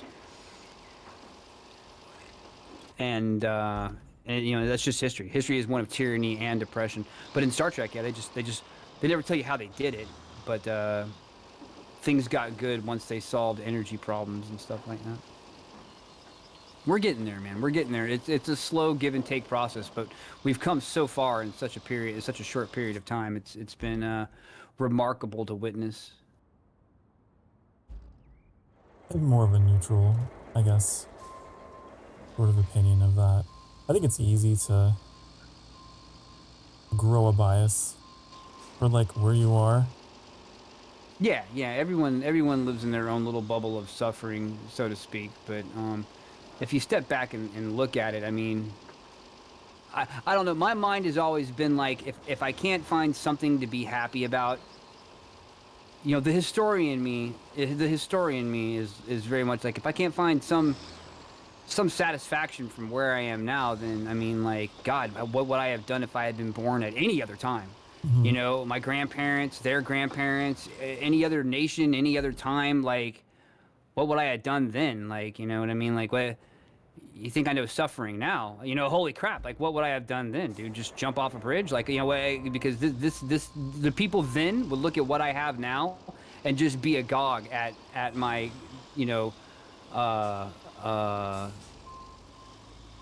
quote unquote suffering. But you know, that's not to take away any suffering from anyone. You know what you know, but having perspective does offer a bit of a salve. It could always be and always has been so much worse. So there's always that. You have as good of a chance to be the best version of yourself right now at this time in this place than at any other time in history. Right now is the best chance that any of us have ever had to be the absolute best version of ourselves. Any other previous time, tyranny and oppression. Tyranny and oppression to all but the select few. I think I can agree with that statement. Yeah, I mean, because like your place on the planet is, I don't know, I think it's a bit more nuanced because there's places within countries that are worse and places within countries that are better. Every person's suffering is real and personal. You know what I mean? That's, you can't ever take that. If you know, if you got a shitty family and you're in a shitty situation and you were born with freaking cerebral palsy, it sucks, and it doesn't matter where you were born. You know what I mean? What time you were born in. But in the scheme of things, you know, everybody spawns in a different location. You know what I mean? In life, in this world, in this time, everyone's got a different spawn-in point. You know what I mean? But what happens in your life is mostly based off your own choices. How you react to the cards you're dealt, how you react to the place you're responding. But as it stands right now in history, this is your best chance to be the best version of yourself, because any other previous time in history, you were significantly more, you know, unless you were one of the elite few, you were so significantly more oppressed, forced to work, forced to give, not allowed to take. You know what I mean? And dying of any kinds of things, not living long enough to accomplish anything except for maybe breeding another person. Few are the people who could rise above that. But here we have just limitless opportunity to go out and do whatever you want. People are like, well, I was born in a bad town. Dude, you can just freaking get up and leave, man. The government's not going to harass you. You just got to work, save the money, pack it up and go. You're free to do that. You are absolutely free to do that, to just get up and go somewhere else. And it's never been like that. In the history of other countries, people are keeping their people inside. You know what I mean? They don't want their people to leave. They build the walls to keep them in there. It's a tyranny and oppression, and you're a workforce for the elite few. That's the history of the human race, going all the way back as far as we've written it. You know what I mean? It's only now, in this century, and this time, and this past 100 years, that we're starting to see more opportunity for the average person opening up to where you can leave your circumstances. You're free to leave your circumstances. You're free to seek a better chance at a better life just because you want to. despite where you were born or who you are or what your last name is or what your parents did or what your grandparents did. You can still go for yourself and achieve for yourself. And your road might be harder than somebody else's road, but you're both on that same road. You know what I mean? And it's a lot of times it's the perspective that can help put you back on the right path when you feel like you're swarmed by a woe is me depression. You know what I mean? Like, because if you think you have it bad, don't even look in the eyes of the people who came before you, because the people who came before you would give anything that they could have ever had in their entire life to have even a fraction of a chance that we have. You know, and on top of technology and everything on top of that, like, we've came so far and we have so much more now than we've ever had before, and it's just getting better. So I mean, and that's I always feel like someone needs to stand up and say this shit, because this is common sense to anyone who looks at fucking history. But I mean, I feel like we don't teach that form of critical thinking and perspective nowadays, and everyone just wants to race out to be the next fucking victim so they can get their cut. And that kind of drives me fucking crazy, because we'll never get anywhere if we try to just fight to see who gets that piece, you know? Didn't mean to go on a rant. Oh, I like it. But everyone's got their own opinion. In terms of like technology and like all of that, yeah, because like it wasn't until like the 1950s that we even developed like grandpa. We even developed like the means to have modern medicine and like raise the infant mortality rate or whatever, decrease it. Oh yeah.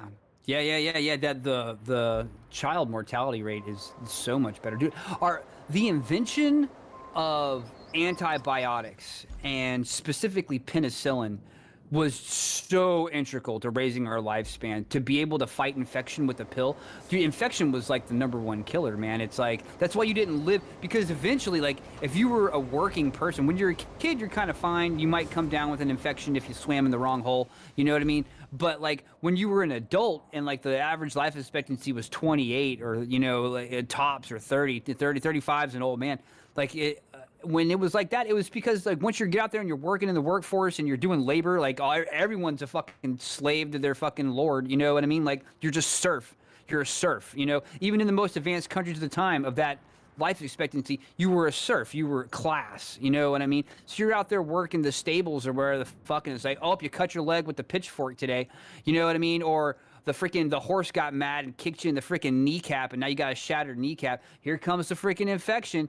And it's like, that would kill you. It would be, it's like when you see in the movies and the dude's got the infection and they're out in a cabin somewhere, and it's like he got sick like a week ago, and now like the doctors are over there and he's in the bed and he's shaking and he's looking sweaty and feverish, like his face is made out of wax. He's just shaking in bed, and the doc's like, well, he's either gonna pull through tonight or he's gonna die, you know, because the body's just like burning it out, as you know, the body's killing itself trying to fight this infection, and you're either gonna die overnight to the infection and your body burning itself up, or you're gonna burn it out and you're gonna make it through, you know what I mean? Like, that was infection. And it's like, you inevitably, when you're working all the time, you get cut, you get nicked, fluids get in your body, you know, whether it's an ear infection or something like that, and that would just kill the crap out of you back in the day. And once we came up with antibiotics, man, that changed everything. Then our life expectancy started going through the freaking roof, you know? Like, that's a miracle drug right there. Penicillin, miracle drug, absolute miracle drug. It makes me think of the syndrome that happens with pregnancy. It's not really a syndrome at all, but with pregnancies, you said? In nature, it's very natural for the mother to not feel or form a bond with the child until later in its life, because so often in nature with all species, like, you don't know if the child. Oh, they eat their young. Yeah. Oh, I see what you're saying. They don't form the bond right away because more often than not, the child doesn't make it, or there's a good chance the child won't make it.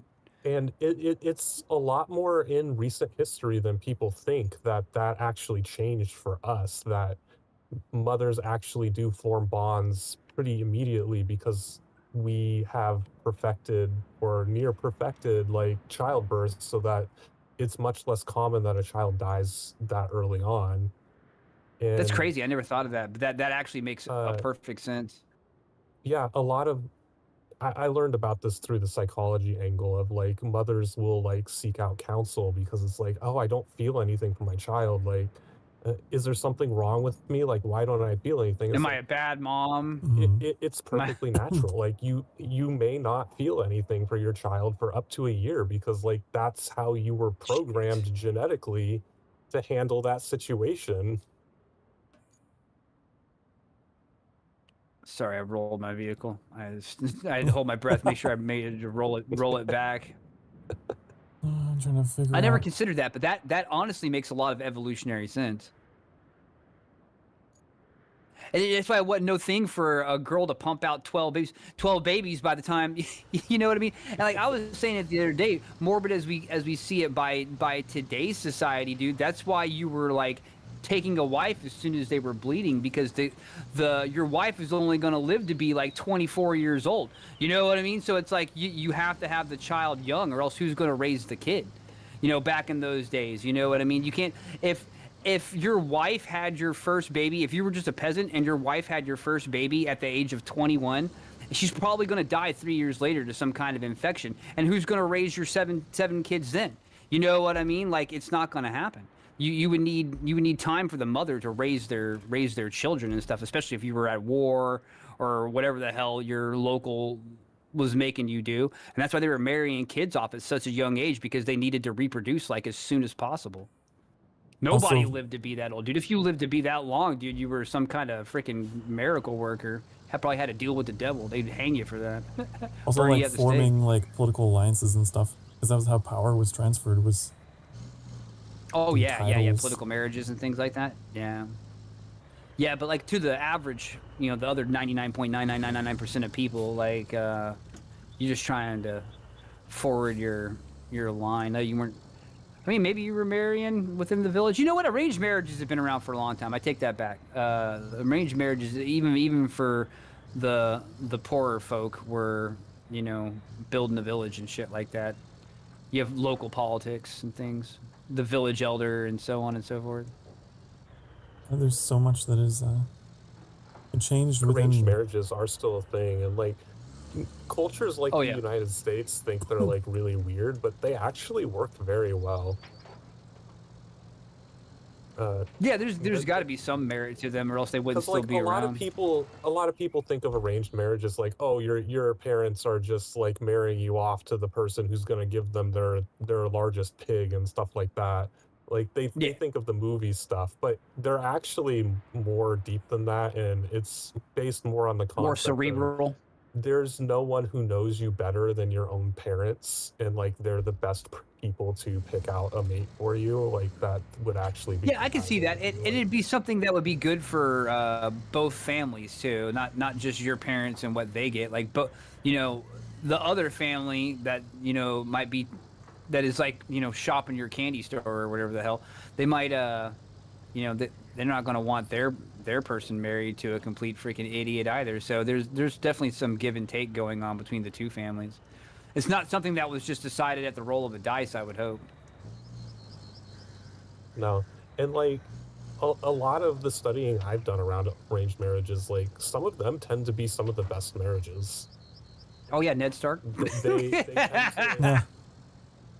They tend to fall a lot more in love with each other than people who try to seek out love themselves, and they tend to result in divorce way less often. Huh. Well, because they're bound by oaths and all kinds of stuff. Just real quick, I wanted to say... so are people who find love themselves.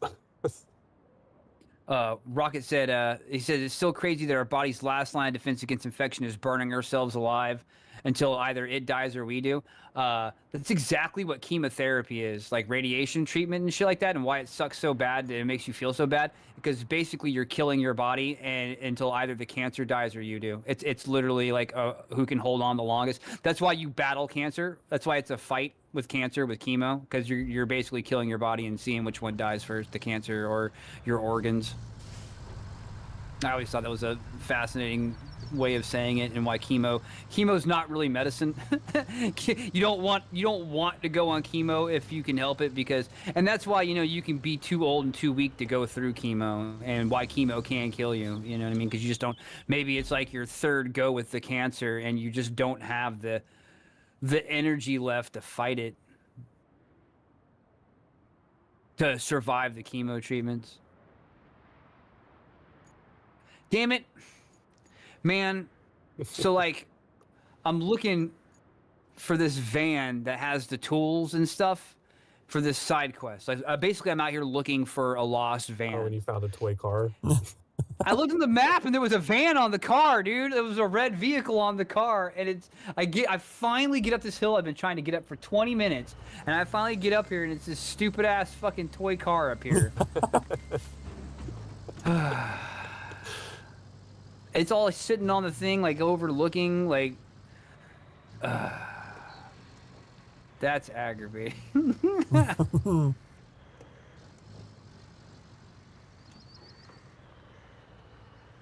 He'll either survive the night, or he won't.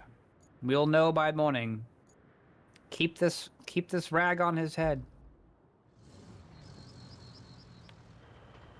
Oh, the thing about cannibalism, too, yeah. A lot of people think like it's just so out there and crazy. And we talk about everything. Cannibalism is actually like incredibly common in the natural world. Man.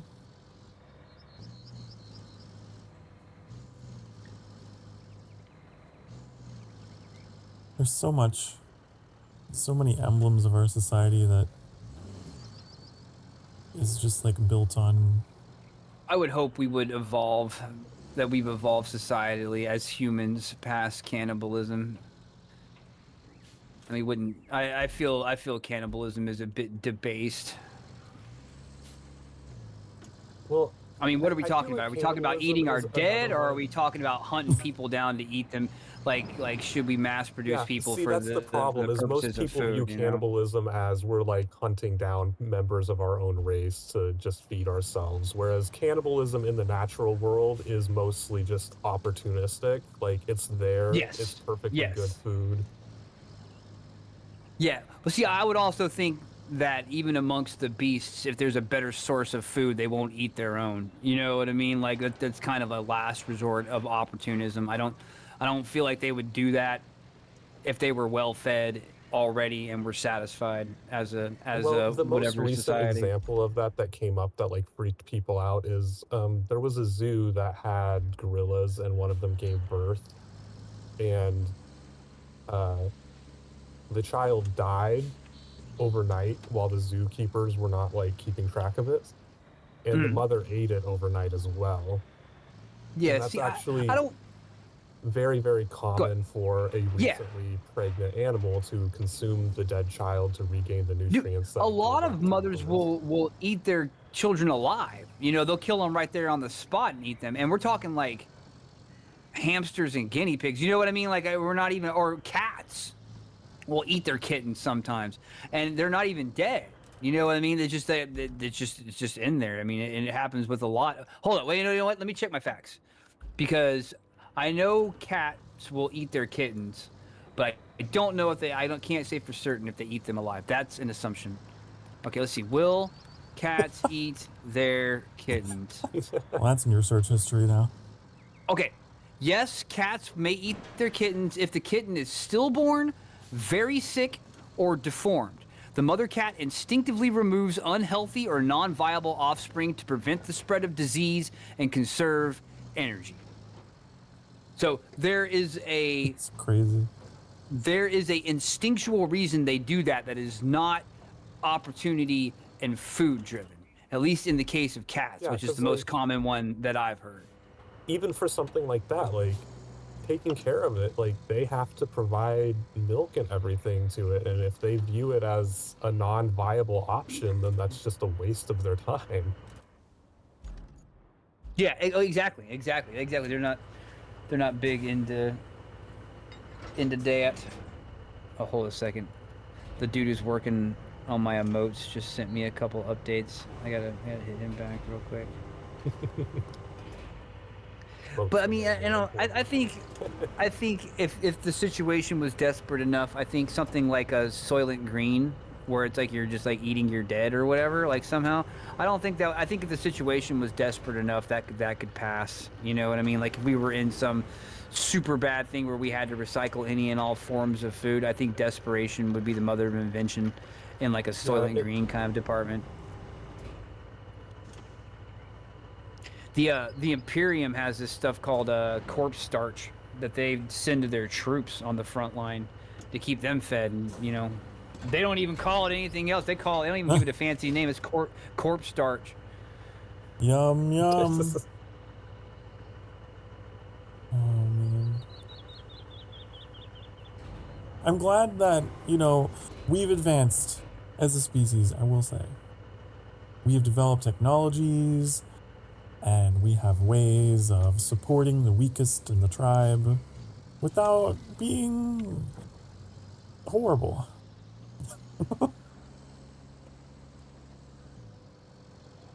I got guys working on some good energy stuff here.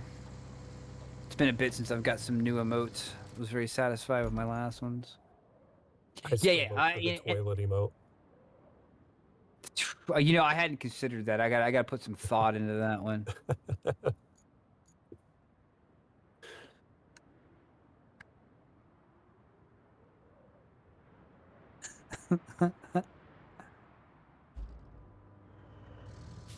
I don't know. It's like,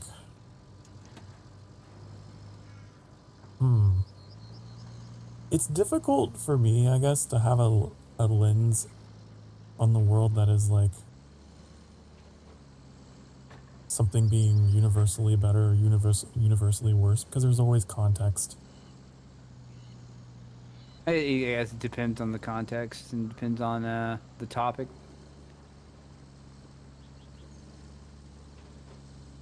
It's never good to deal in absolutes if you can help it, but sometimes circumstance requires nothing less. Sometimes you don't have the luxury to break down each and look. They say don't judge a book by its cover, but and I agree with that. While I agree with don't judge a book by its cover, whenever I go to Barnes and Noble, I don't have the time to dig into every single fucking book. The cover's what I got to work with. That's why it's the cover. You know what I mean? It's like, if I'm not supposed to judge a book by the cover, then why is the cover on there? The cover's entire purpose is to be judged by. You know what I mean? That is the purpose of the cover, not to protect the pages. The purpose of the cover is there to sell the freaking book. So yes, judge a book by its cover. That's what the cover's for. Now, it might be better than what the cover's leading you on to be, or the cover might be wrong. And feel free to dive into that if you have the time. But when I'm looking for a book and there's 1,000 to choose from, I wish I had the time to give each one a fair chance, but all I have to work with is the cover as I walk down the aisle. And that is the reality of the situation. You know what I mean? Like, circumstance and context are two things that do not always go hand in hand. Optimally, you want them to, and if you have the time and the patience and the resources to do it, yes, give everything its context. But most people don't have a circumstance that allows them that. But I hope one day we all do have a circumstance that allows them that. Ooh, I found the van. I found it.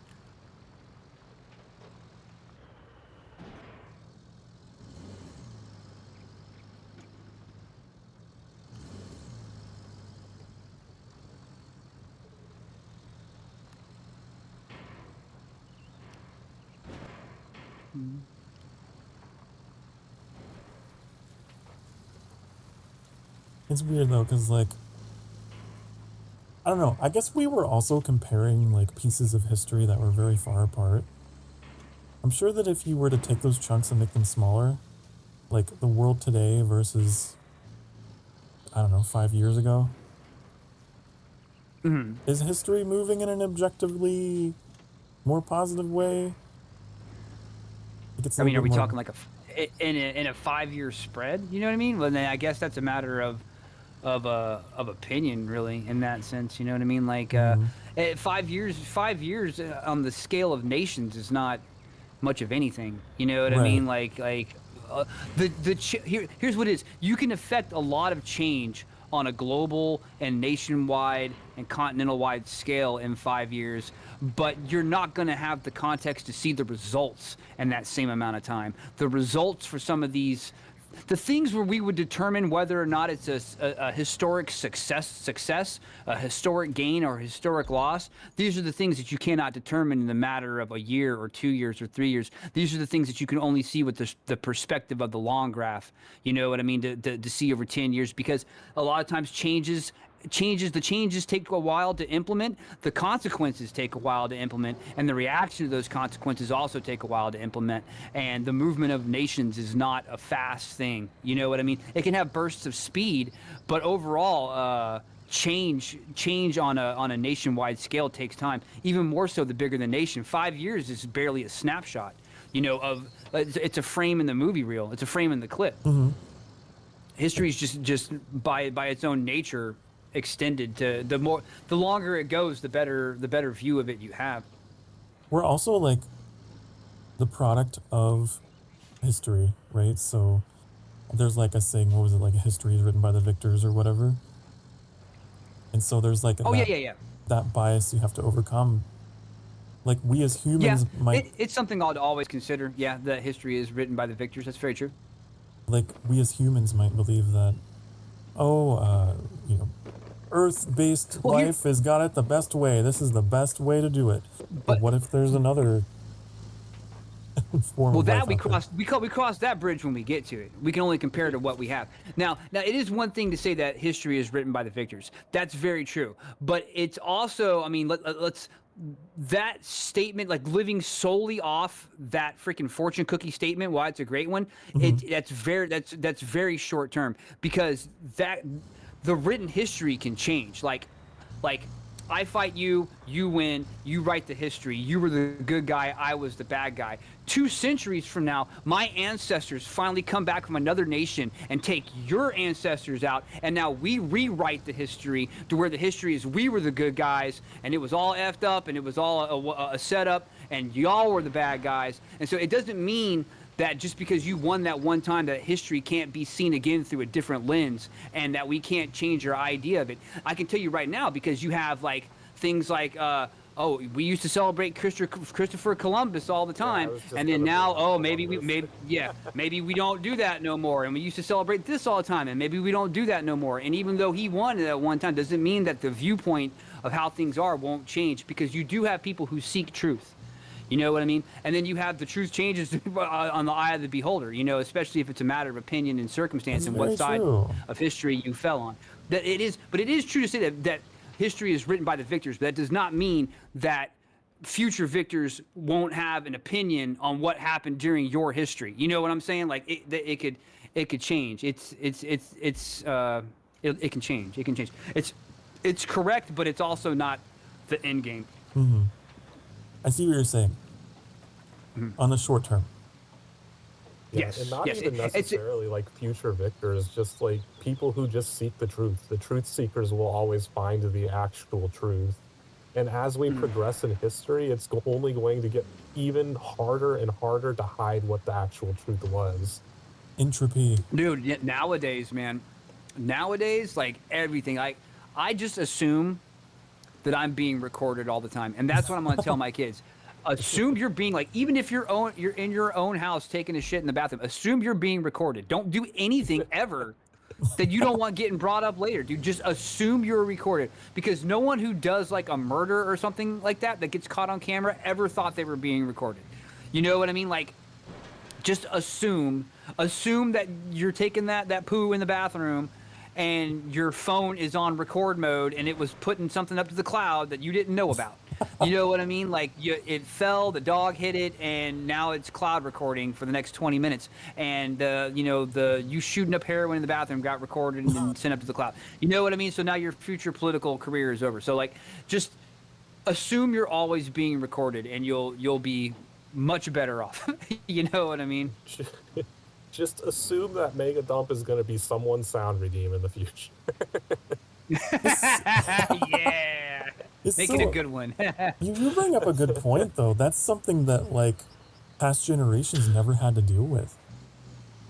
No, and that came in quick. You want to talk about having a change in the historical course about, like, dude, if it's not recorded, it basically didn't freaking happen now. Like, nowadays, like, they say pics are get the fuck out. Pics aren't even sufficient. Just about like like it needs to be recorded because everything's being recorded.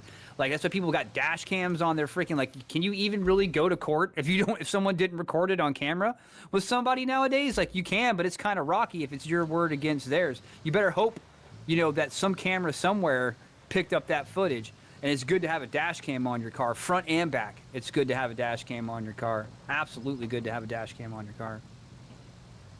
And that's just going to get more and more prevalent the further and further away when we get from a time. I mean, when you have kids who are just born into that way of thinking, man, like, the idea that you can prove it any other way is as foreign could be. They didn't grow up in that world. They can't conceptualize it. Is the danger of, like, AI being used to misconstrue things, which is a whole other. Yeah. AI, man, you can spot AI now, but it's harder than it ever was. And I mean, I said this the other day. I heard Asmon say this. He said, right now, you look at that. What's going on right now? What's it called? What's the program right now? Is it Zero 2? Sato 2, Zero 2. There's a new Sora 2. Yeah, okay, Japanese Sora 2. For Sky. Sora 2 right now. Yes, we've all played Kingdom Hearts. Sora 2 looks great. It does the audio, it does the sound, it does the video, all in one program. It's fantastic, looks really good. This is as bad as it will ever get right now. This is the worst AI will ever be, is where it is right now. Like, we are looking currently, Sora 2 is the worst AI will ever be. It's only going to get significantly better, more powerful, and more realistic from here. And right now, it's already pretty impressive. So yeah, we definitely are going to have to contend with that in the world of, what's real and what isn't in the future, for better or for worse. Mm-hmm. I got to come out here with a crane, I think. Yeah. I thought I was going to get to drive this vehicle. I haven't gone to break yet, and it's been a while. It's that good talking. Because your stream hasn't crashed and you've actually been playing. Yeah, I haven't gone down. Is this what it's like? Is this what it's like? Tons of intelligent discussions about how to see the world through more than two lenses. All of it. Okay, I'll be back. It's good stuff. Classic RoadCraft stream. RoadCraft is like the philosophy stream. And big thank yous to everyone who's hanging out. Sorry if we're not catching chat right away. I'm reading it all. It's hard to find. Oh, I can't get a word in edgewise on myself to address chat. I want to address chat, but I feel like I've already sucked enough wind out of the oxygen out of the room as it is. Normally, you don't count anything within 20 years of the present as history, as it's too soon to see even the short-term effects. I agree. You can have historic events where you can say, like, oh, well, this happening and that happening, we'll put a name on it, and it's going to go down in history. You can have those, and you can identify those. But what effects for good or ill it can have, it's just too soon. You know what I mean? There'll be an initial reaction, but then there'll be countless, ripples that come off that pebble going down the line. Whoa, there goes Dub. Sokar's not here, Dub. I appreciate, he appreciates. Let us, on the behalf of Sokar Starfire, we thank all of Dub's viewers for coming in. The strays are always welcome. He's just catching a little break real quick. He'll be back in just a couple minutes. What were you playing, Dubs? What were you playing today? I opened your stream in a tab and never even clicked on it. Like, I was immediately like, I got 17 things I need to do. I got to get my own stream going. Cash is streaming. Based on my and I'm like, oh, Dubs. Like he was playing the mortuary assistant. Sleep tight. Sleep tight. The mortuary assistant actually looks terrifying. I've watched a few people play that. That one's got some good monster design.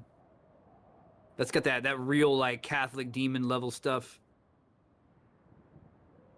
What's up, lady? Lunada? That is a pretty got you a few good times. And it's very replayable because it has different things that can happen depending on what you do. So yeah, it's got multiple endings and shit, right? Or like one, Yeah, you got to do a lot of different things to unlock the one real ending. I guess I was just too smart for the game, and I accidentally stumbled across like the hardest ending to do in the game. That's my problem too. Too smart for the game. That's the problem. Me too. I also run into that problem. Just kidding. I wish. Now to review the VOD and get the clips. Oh, we gotta see the clips. We gotta see the. I don't think I've seen you play for true horror game. I think the closest I ever got to a scary moment with you was whenever we were down in the lower deeps in Moria, and we were going across the great well or whatever it was, the great reservoir, and that big ass freaking tentacle lurker creature jumped out of the water, dude. Like, that scared the crap out of me, man. I was like, nope. But we just turned around and ran for it. That was the biggest jump scare. All of the jump scares noises you get are me just playing fart noises. Those are the ones that get me. Yeah, those absolutely get me. Cash will freaking she'll sneak up behind me and grab my butt, like at the most, and she'll do it for the sole purpose of jump scaring me. Like I'll be doing the dishes and she'll like ninja walk her way over in her socks and like pinch my butt cheek. I go, oh, and she'll laugh and leave. That's funny. Yeah, that is really cool though that the Watcher is in Moria, because that was in the movie. Oh yeah, the Watcher that's up at the lake. Up top, there's more than one. There's a second one. There's a second one down the lowest deep. That's an amazing attention to detail. There are creatures down there in Moria. I had to do my research. There's some creatures down in what they call the darkest depths or the darkest deeps or whatever in Moria that are called the Nameless Ones. And the Nameless Ones, not even the freaking the starts with an M. I can't remember. But the Sauron don't fuck with them. The Balrog didn't go that deep. Like, nothing fucks with the Nameless Ones, man. They are pure pools of shadow creature. Like, nothing goes that low, nothing goes that far. Not even the Balrog would go that far. The dude that came down that Sauron used to be under back during the First Age, he didn't go down there and fuck with those things.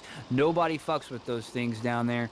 And for a good reason, because you actually have to go down there yourself. If you want... You know what? I won't spoil it, but there's a very good reason to go down that deep, and you know when you get there. I'll tell you that you'll know when you've reached the darkest deeps. You'll know when you reach. I call the Nameless. Really got to get back in. Do your Google research on that one. Well, here at the end of the year, we're going to be doing our Yeah, Dubs rated you. Oh, Dubs me? rated you straight. Oh, thank you for the raid. Yeah, we were covering for you. So we were talking about Moria. That's funny. Yeah, here at the end of the year, man, we're going to be setting up. We're going to get as many people as want to join to do the sandbox mode Moria. It's just like the regular one, but everything's much more procedurally generated. And when you play the campaign mode, all the story beats, the areas that lead to the story beats come in a very specific order. And in the sandbox mode, you still hit those story beats, but all the areas that lead to those story beats are procedurally generated, and come in a different order and stuff like that. But yeah, we're going to be getting as many people that want to come in and do a Moria run, man. You're more than welcome to come, Sokar. I have been, I don't know why, increasingly interested in dwarven stuff. It's probably because of Dwarf Fortress. I didn't know anything about the dwarves before I started playing Moria, and it put me down a Lord of the Rings rabbit hole, man. It put me down a big rabbit hole. Okay, they're just like little, like, ingenious little warrior metalsmiths. Okay, that's kind of cute, I guess. But there's a lot more to them. I kind of wish that the movies had gone a little bit more into their civilization, but I guess by that time Moria was all gone. You said you didn't watch the 3 Hobbit movies though, right? I think I only ever watched the first one. The 3 Hobbit movies are all about the dwarves. They are like the Aragorn of the Hobbit movies is a dwarf. It is all about the dwarves. Smaug lives down in Moria. Like, it is all about the dwarves. Like, really, like, the hobbits factor very little into anything past the first movie. Carla. It is all about the dwarves going back into Moria, like 110%. I would highly recommend watching those movies, man. I read the book. It's like the more of a short novel. The prequel trilogy. You know what I mean? It's like, at the time when it came out, it wasn't all that well received, but now that some time has gone by, they're very watchable. I mean, oh yeah, now that Rings of Power has came and gone, we can go back and watch the Hobbit movies and appreciate them.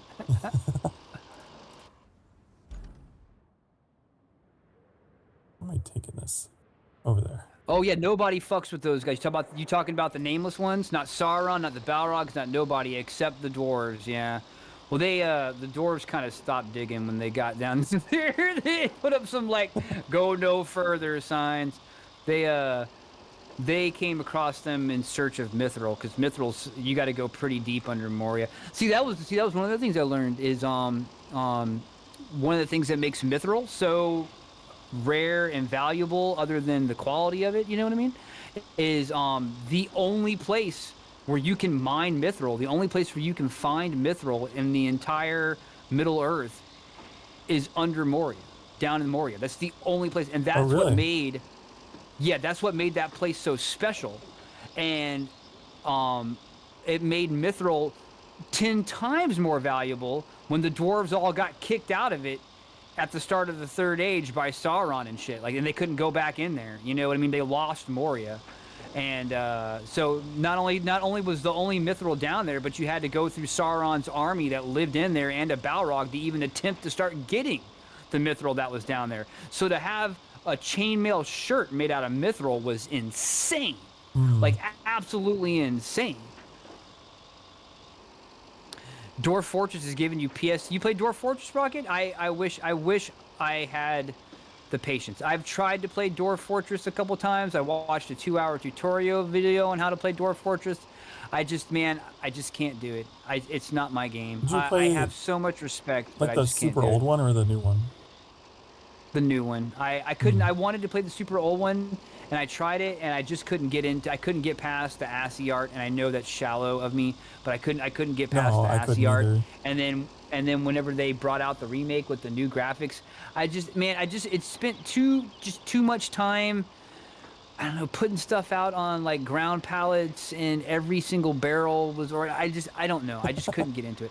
But I love the soundtrack, and I love the idea where that's that perfect sandbox. You tell the story, you know, you make a dwarven kingdom and you die, and you make another one in the same world, and then maybe 10 generations and 10 kingdoms from now, you come back across the ruins of that first colony that died, and, you know, they're all a bunch of undead zombies down there, and you're killing off your old named dwarves, you know what I mean, DailyRIP the First, and getting that old loot. You know, it's a persistent world that's just nothing out there like it, you know. Yeah, I got the new one. I've been playing that. But I'm also like really into colony management stuff, so yeah, you have to be that kind of person. You've got more patience for it than I do. I tried, but I just couldn't. It's weird how we have patience for different things. Different tweaks, yeah, different tweaks for sure.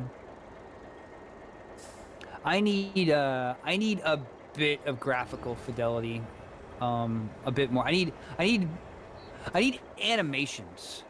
I need animations. I can't do static enemy 1 attacks static enemy 2. I need like I need at least like Civ 4 levels of animation where like something, maybe like a sword appears and hits the other enemy, and, you know, or Final Fantasy 1 levels maybe. I need at least that much in my RPG. If it's just like static, non-moving enemy hits static and numbers show up in a text log, it's not quite enough for me. I can respect that, and I wish, it's totally a me thing. I wish I could get into it, but I need a little bit more in the animation department. It's why I can't get into Hearts of Iron and Crusader Kings and stuff. It's just not quite animated. It's just not quite animated enough for me. Crusader Kings, I love. But I can get into. I could get into Total War and Civ. You know what I mean? Civ puts a little bit of extra budget into the animation, and Anno, and so on and so forth. But yeah, it's my own feeling. It's like another one that I frequent is Worldbox, and it's like 2D pixel art, but I love it. Worldbox? I don't think I've heard of that one. Yeah. Is it cool? You can just like watch a civilization develop in real time. Like they don't go all the way to modern times, but you just have a procedurally generated world, and you have like god powers, so you can just like change the world if you want. Oh, that's cool. And they just kind of evolve around that on their own. You don't command them or anything. Kind of influence them with your powers. I might have seen you play that. It up because it is like another like 2D top-down kind of colony builder. It's like a more of an idle game. Pretty Have you ever streamed it? I streamed it once when they released an update. I need to stream it again. Okay, I might not have seen you play it. You can put down like monoliths, and the monoliths like grant sentience to. There's like a chance it will, like animals that are around it, and they like develop into like. Oh, like 2001: A Space Odyssey. Yeah, and they like can become like a new species that has like intelligent thought. You can just kind of watch them go along with their own culture. You can like orcs and stuff and. Oh, that's interesting. That's interesting. I like that. It's not as in depth as Dwarf Fortress, so you can just kind of watch it grow. Dwarf Fortress went on for 20 years. That's very micromanagey, that one. 20 years in development. I've always had a hard time with the colony sims where you have to like drag out a box on the ground, and it's like this colored box is where they take, you know, whatever you assign to there, wood or ore or extra gear. It's why I can't get into RimWorld. I don't know why. The idea of putting up a stockpile on the ground, my brain doesn't like that. It doesn't like it, and it's why I've never gotten into or something. Yes. And I understand like they're just finding a place to keep it or whatever. But I wish I had to build a building for that first, and again, that's my own failing. But it's the reason I couldn't get into RimWorld. It's so funny. Maybe it's even though it looks so awesome. Like in real life, I'm that way. I have stockpiles of clothes. Well, I wouldn't just like leave things in layers on the ground, you know, in real life. You know, I would put it in drawers or on shelves. I would find some way to put everything in its place, and its place is not the floor. The floor is where my feet go. You know what I mean? The floor is where my feet and the furniture go. It's not where the stuff I own goes. Like the small things. That's how you step on shit and lose shit. So it does like immediately it messes with my OCD right off the bat. Yeah. My whole life is piles. That's like when I used to save things to my desktop or like in generic places like that. I'm like, I know where it is. It's in a pile in a place. It may not be. Just give me a second. It may not be in a super nice place, but it's there. It's like me and Annie sometimes will butt heads if we play survival crafting games together because Annie wants to sort everything so particularly. What game? Just any survival craft. Into a box where things go. Like Icarus, for example. Icarus will bring out just like the organizational freak. Yeah, if you play Icarus with him, he'll just make a box and just start throwing everything into one box. Look, dude, that's later. Okay, so if you look at when we play Valheim on Saturdays, like I went and I made the warehouse and I labeled all the chests. There's a sign above every chest that says ores, wood, animal parts, plants, and then there's the sorting I do. And then there's a chest. It's the one right when you open the door and run straight ahead like a good hamster. If you go straight ahead, there's like a chest and another chest right by it that just says like junk or sort me. And I told everybody, I said, if you don't feel like putting things in the chest that it goes in, just take your shit and dump it in here and I will do it. I won't give you any flack about it because I've learned You will never win that fight. You cannot put that OCD That's an into interesting people. idea. You know what I mean? And so I go ahead and I give them the chest to where they can just dump all this stuff in there. And usually they'll meet me in the middle there, and I will take the extra time and just bite the bullet and sort that stuff out to where it needs to go. Yeah, see, that's what I always did in Minecraft when I played with them. I would build an auto sorter system. So like I would have my ultimate setup of everything all sorted out into neat chests, and then I'd build a waterway that would auto sort items so we could just dump them into one chest and it would spit them out into this waterway and sort them into the correct chest automatically. That's wild. I didn't know you could do anything like that in Minecraft. It's crazy. Yeah, you don't even need redstone for it. Well, you do need redstone for a very small part of it, but the majority of it is just very automated. That's crazy. That's crazy. Because it's I missed the Minecraft train. The current of water to push things along through the system.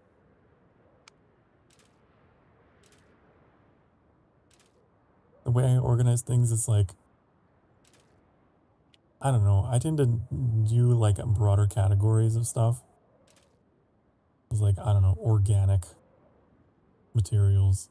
Yeah, until there's not room in the box because there's like 15 different things that are organic and there's only 16 slots in the box. Yeah, so I sort things broadly and Annie sorts things specifically. That's what it is. That's a good way to say it. That's a good way to say it.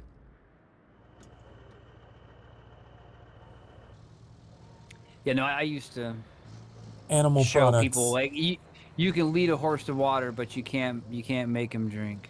Icarus is what I do. I have a chest for animal products, and it's just meat, furs, and leathers.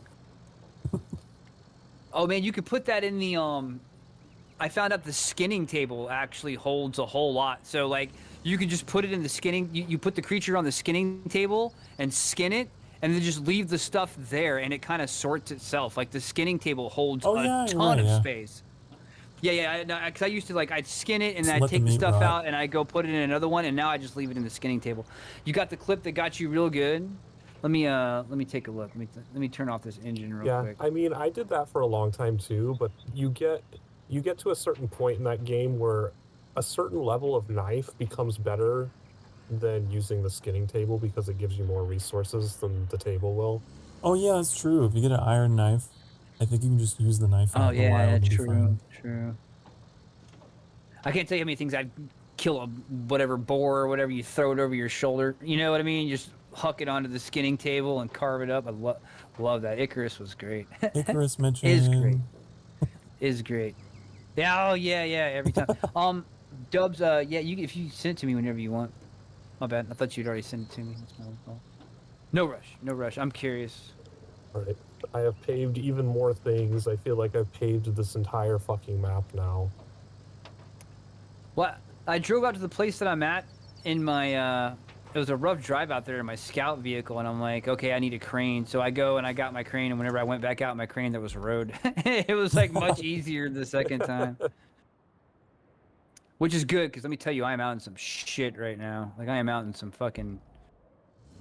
dank stuff. That's how I would feel every time I would load into one of Annie's satisfactory saves. Like, whoa, well that wasn't there before. Don't touch anything. Yeah, well, he makes it sound like, oh, I just built a building. But what I would do is I would decide it's like, oh no, this setup was this was ass. Like, I'm gonna redo this. Oh yeah, everything changes. Deconstruct the entire building, reconstruct it in a completely different way, and he'd come back to it and it's like, this is completely different. Where the fuck is it? You feel crazy. I don't know where I live there was anymore. a box here. It was full of iron plates, and now it's not here anymore. I reconstructed everything just to shift the iron plates box over 2 tiles. Just to mess with me. The superior build. Where do you want me to take this? Archaeologists can't. You have to learn each other's strengths and weaknesses. Idiosyncrasies? What's the word?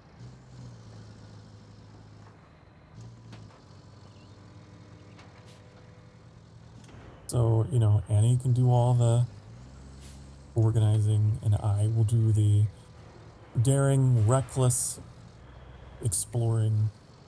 The daring do. I'll grab everything, bring it back, shove it in a chest. You can have fun organizing it. That's how we play survival crafting games.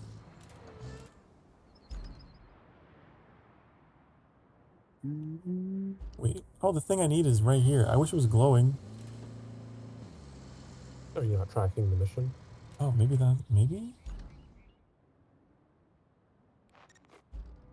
Oh, yep, that was it. Just driving in circles, like, where is it?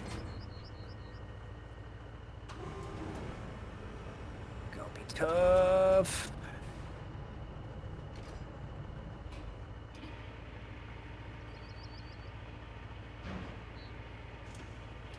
I was really enjoying that that outward stream that you had going. Oh yeah, good. I had a fun time with it. It was really stressful at first,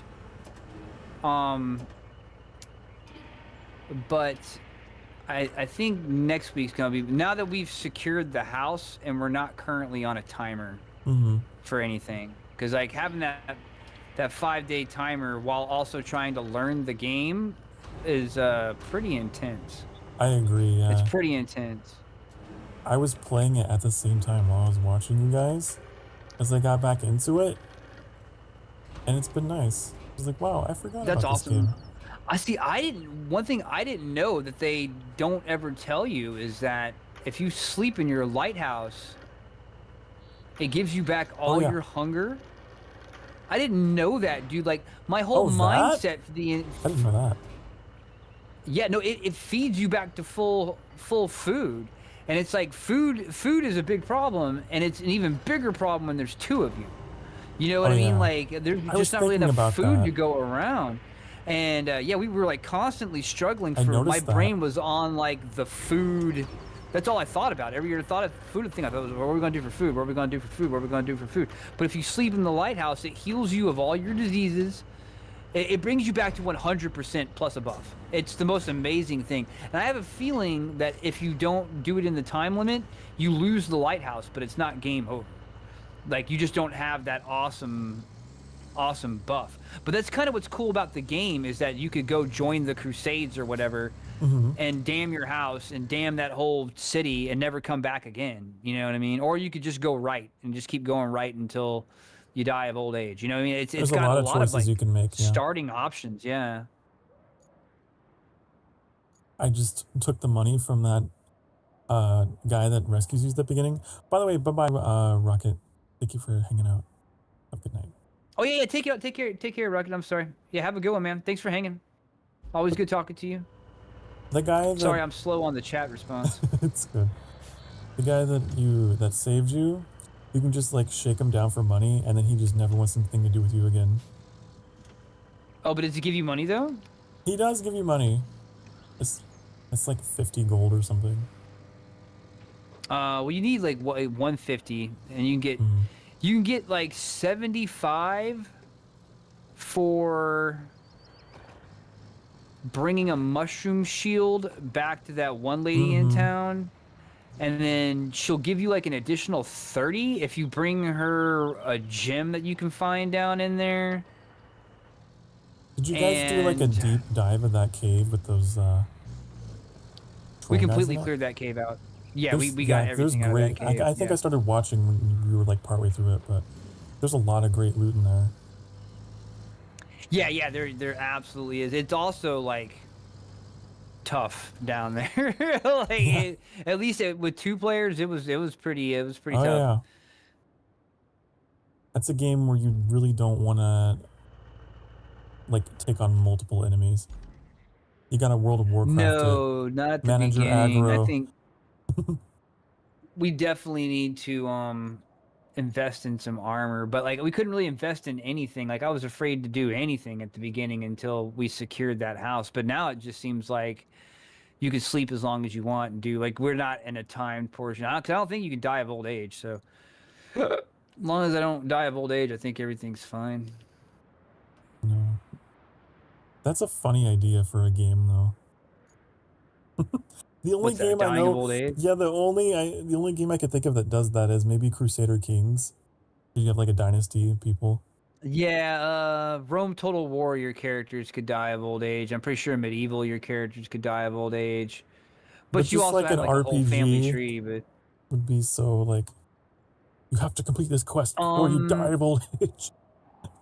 Phantasy Star 4 on the Genesis had a system like that, and I want to say one of the Ultimas operated like that, but I could be wrong. It seems like something they do, but I can't think of an Ultima, old school as they were, that did that. I miss the Ultima games. I wish they'd bring them back, but we can. I agree. That's another one we can chop up to freaking EA. Even though I only ever played 9 and a little bit of 8. Oh, 9 was Ascension? Ultima 9 Ascension? I really liked 9. Jank as it was, I thought it was way ahead of its time. I liked 9 a whole lot. I only played I played Ultima 4 and Ultima 9, and I played the crap out of Ultima Online. That was my first MMO. I am of the old school. Me and Yoshi P, we played the shit out of some fucking Ultima Online, but Ultima 4 was my first one. Ultima 4, I was playing that, like my first OG Western, my first Western RPGs were Ultima 4 and Wizardry 5 on the Super Nintendo, both of them. And I remember there was a local video store, like pre-Blockbuster, you know what I mean? But you gotta get you say Blockbuster, but it's pretty much pre-Blockbuster. It was Super Nintendo era, and called Network Video in town. I would go there, and they're the only place I knew of that had Wizardry 5, and I had never seen it anywhere else. I'd never seen it for sale anywhere else. I never talked about it in Nintendo Power. There it was, awesome game. One of those ones where like you get the graph paper out and draw your map. It's in first person, like Eye of the Beholder and stuff. And you make your whole party of like 6 party members at the beginning, super freaking tough.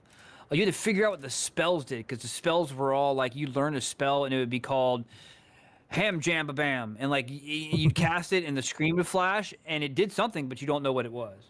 You know what I mean? And it was like, yeah, I really had, it was probably the first game that I had the logs. You know what I mean? Like it was probably the first game I made the logs for, and I ended up getting graph paper and drawing my own maps for it. But I rented it like 3 times in a row, and then a couple times like when I had more money, like a few months later. I was just a kid, and finally I went in there and I said, hey, can I buy this game from y'all? And they're like, well, it gets rented pretty often. I'm like, dude, well, if you look at the record, it's me that's renting it over and over and over again. And the guy looked in there and it's like, yeah, it was just my parents' account renting Wizardry 5 over and over and over again. And he's like, that's all right, funny. Oh yeah, cool, yeah, you can buy it. And he sold it to me for like $7 or something like that. And I was like, awesome. So I still have this jank Super Nintendo copy of Wizardry 5. All beat up label and stuff. Network Video label on the back. That's one of my favorite things. I'm generally a pretty big critic of just like magic and fantasy settings, but I really like it when it's like customized to that degree. There's like a degree of challenge and mystery to it. Yeah, I like it when there's a bit of challenge in there as well. I agree with that. I'm usually not 100%. Someone who plays mage anything because it's pretty simplified, but I like it when it's more complex. Yeah, and every game can do it well. It just really depends on the dev team and the game. The third person hack and slashes are a dime a dozen, but every now and then. But then you had games like Dark Souls came along and totally redefined what a third person hack and slash fantasy game could be, and they made it challenging and gritty, and you felt very mortal. You know what I mean? It felt so simple, really, by comparison to other games. I don't know. And it ended up redefining, and now Souls-like is its own genre. Oh no, Annie, no. There was a game. What was it called? At? you could make your own spells. I feel like it wasn't received very well. Was it called Two Worlds? I feel like there was a game called Two Worlds. I played Two Worlds, but I don't think I played a spellcaster. I think I played some kind of melee character, and it was not a great game. It was of the style and era of like Gothic and Gothic 2, where you had what was basically a double A game. Oh shit on me. It's over. It's over. Come on. Engine not running. Damn. Did everyone flip their vehicles at the same time? Yeah. You can clearly see the extendos didn't do anything to help me there. We're so in tune there. We failed at the same time. That's crazy. Madness. I gotta reset this. If I reset, does the cargo come with me or does it stay here? If it's still strapped in. No, the cargo stays. It'll just drop onto the ground.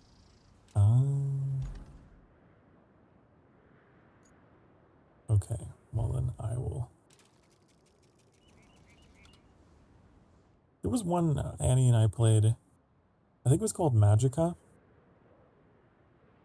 Magica, is that the one where you play as the wizard in the top-down isometric view and you key in combine your beams and stuff? It's a super cool game. Yeah, super cool game. Like that's a really cool idea on Magic in a video game.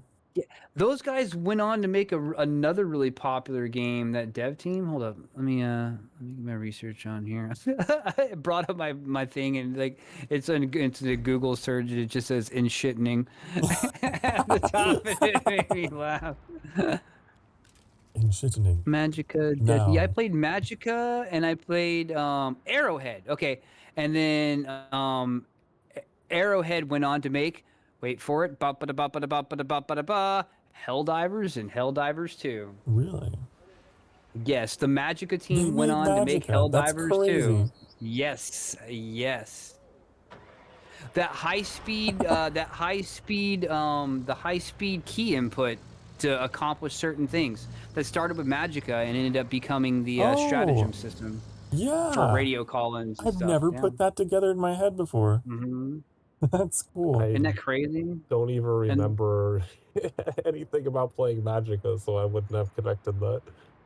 That's so cool. Yeah, Magica was cool. I the first game was really cool because you'd be like, it'd be like A would be fire and S would be ice and D would be earth and like F would be wind, and then W would be like area of effect, and Z or Q would be like dropping it on the ground like a landmine, and like you would, if you combined wind with fire in the AoE and then cast that, so you go like, AFW and then hit spacebar or something like that, you would throw out a firewall that would spread out in front of you. You know what I mean? It'd be like fire and the wind would push it and make a firewall that would slowly go forward wide and burn things along the way. That kind of thing. You know what I mean? Like it was a cool concept, and then they came out with a standalone that was pretty funny called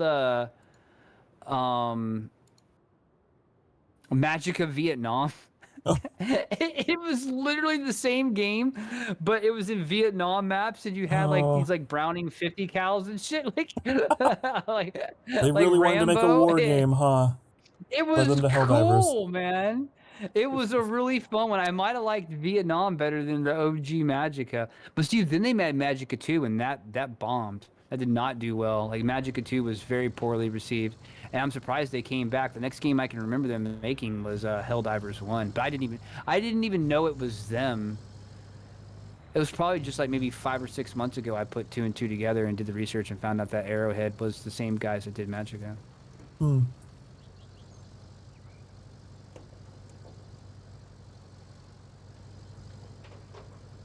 Well, okay, I got a couple of bridges down here over the waters, so it's easier to access the harbor base now. Yeah, you probably saw the giant piece of cargo in the water next to that when you were driving.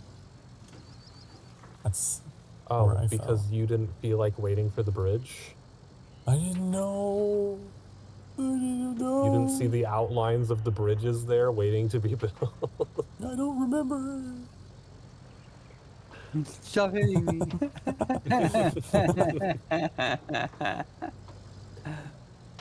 Yeah, I guess I'll come up to the mobile ops base. I'm getting tired of making the drive out.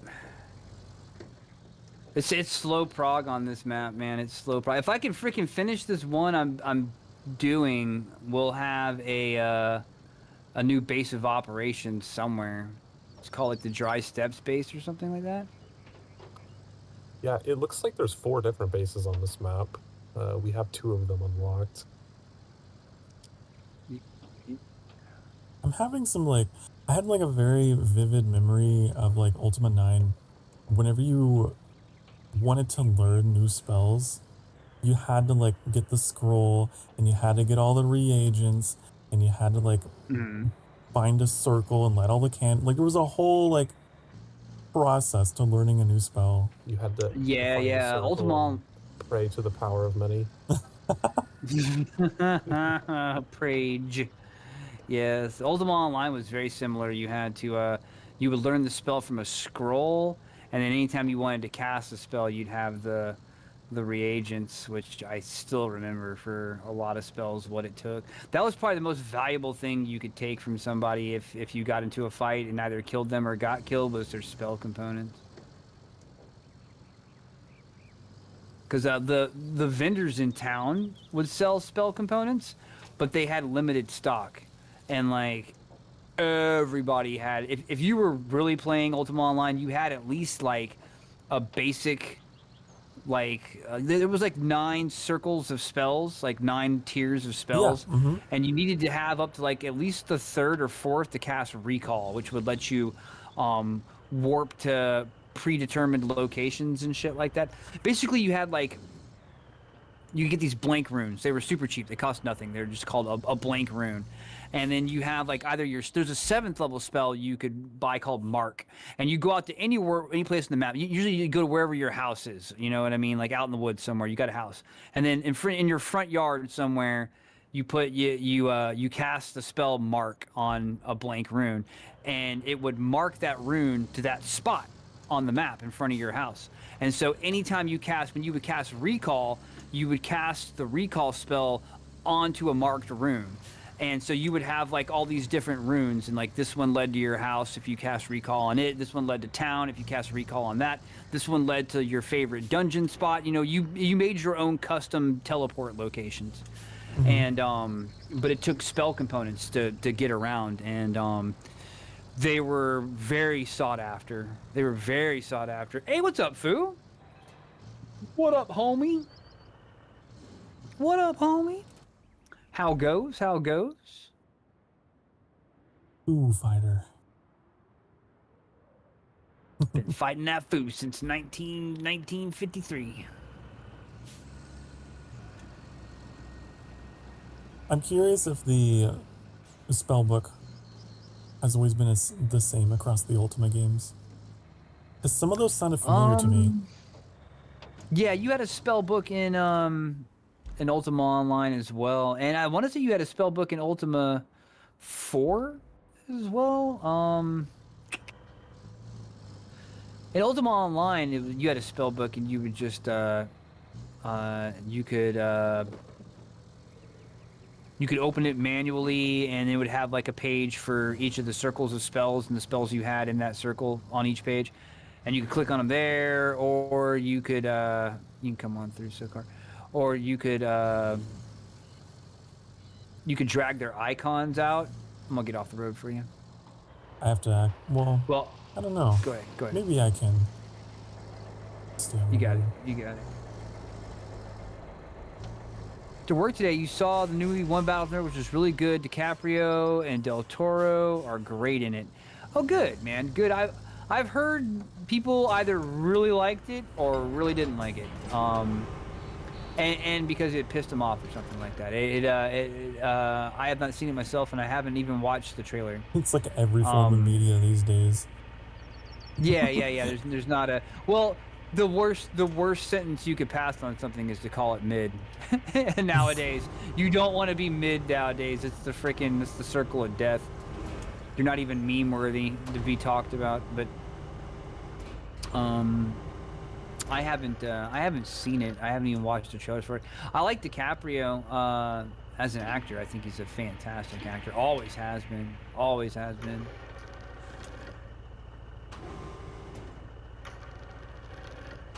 For some reason, I've been seeing, like, I guess movie clips of, like, improv moments in movies. Mm-hmm. And there was one... Oh, yeah. Where... Oh, I forgot what the movie was called. It was with the dude from The Shining. He was, like, the mafia boss. And, like, there was a moment... There was a moment where he, like, literally pulled a gun on set and, like, scared DiCaprio. And he was like, he was legitimately like fearful for his life in that moment. And it was like, this guy had snuck a gun on stage for this improv scene. It's like, that would never happen nowadays. That's crazy. Be the next Brandon Lee. Oh my god. It worked. Dude, I remember when Alec Baldwin, like, 2 or 3 years ago was that whole thing was filming something and freaking so unfortunate. Had a gun for a scene and shot some dude, man. Like, yeah, it was wild. But yeah. Oopsie. Just like stuff like that has been coming up in my clips of just like crazy moments. You know, the algorithm, how it is. Mm-hmm. Oh man, you clicked on one? Yeah, you're gonna get more now. It's tough. It's tough not to get pulled into like the hate channels that get clicks, like they get hate clicks. Yeah. Like that's a new thing that's emerged, because I can't tell you how many times you see something and it's like they say something that's very intentionally enraging about something you like, or they glow up something you dislike on purpose, and you want to go in the comments just to see what, you know, if people are dissing on them and agreeing with you or not. You need that confirmation bias. But even by clicking on the comments, boom, dude, you've just added to their algorithmic feed and your own. You know what I mean? You've shown interest. You know, and what you have to do, and it's the hardest thing to do, is just to scroll on by it. And don't even slow down on it. Like their detection stuff, they like, know for your view if time, you did you slow down when you came past it. Like, they detect all that, dude. Like, they detect all that. Dude, Cash worked for Peacock for that stuff, where they do analytics on their whatever their Netflix Peacock. Yeah, Peacock is NBC, and it's like, you know, did you watch it to the end?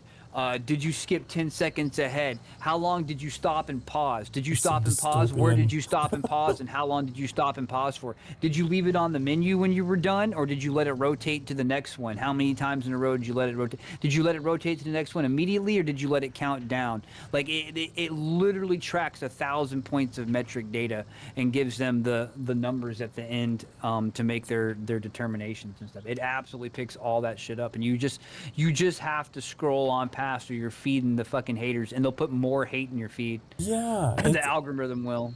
It's like, okay, they're doing it for the... Kelly.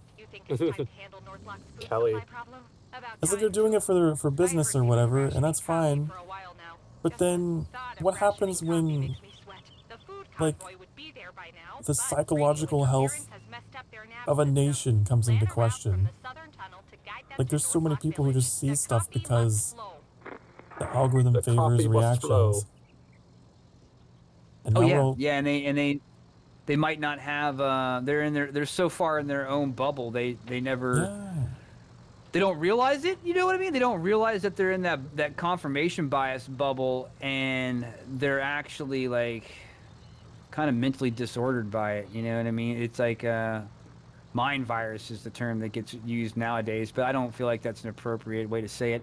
I don't know what it is, but yeah, there's people who have just lost touch with reality because of it, you know what I mean? And there's plenty of people that will just keep feeding it to them for clicks, views, votes, you know what I mean? You name it. They'll just keep feeding it to them all day long. And if they don't get out there, and that's why it's important to have a job. You know what I mean? Like when you're actually out there working and stuff like that, it gets you out there meeting people for not pleasant reasons. You know what I mean? And you're getting to see real people out there doing real things. And you realize that we have so much more in common than we have that divides us. Everybody fucking hates Mondays. Everybody loves fucking Fridays.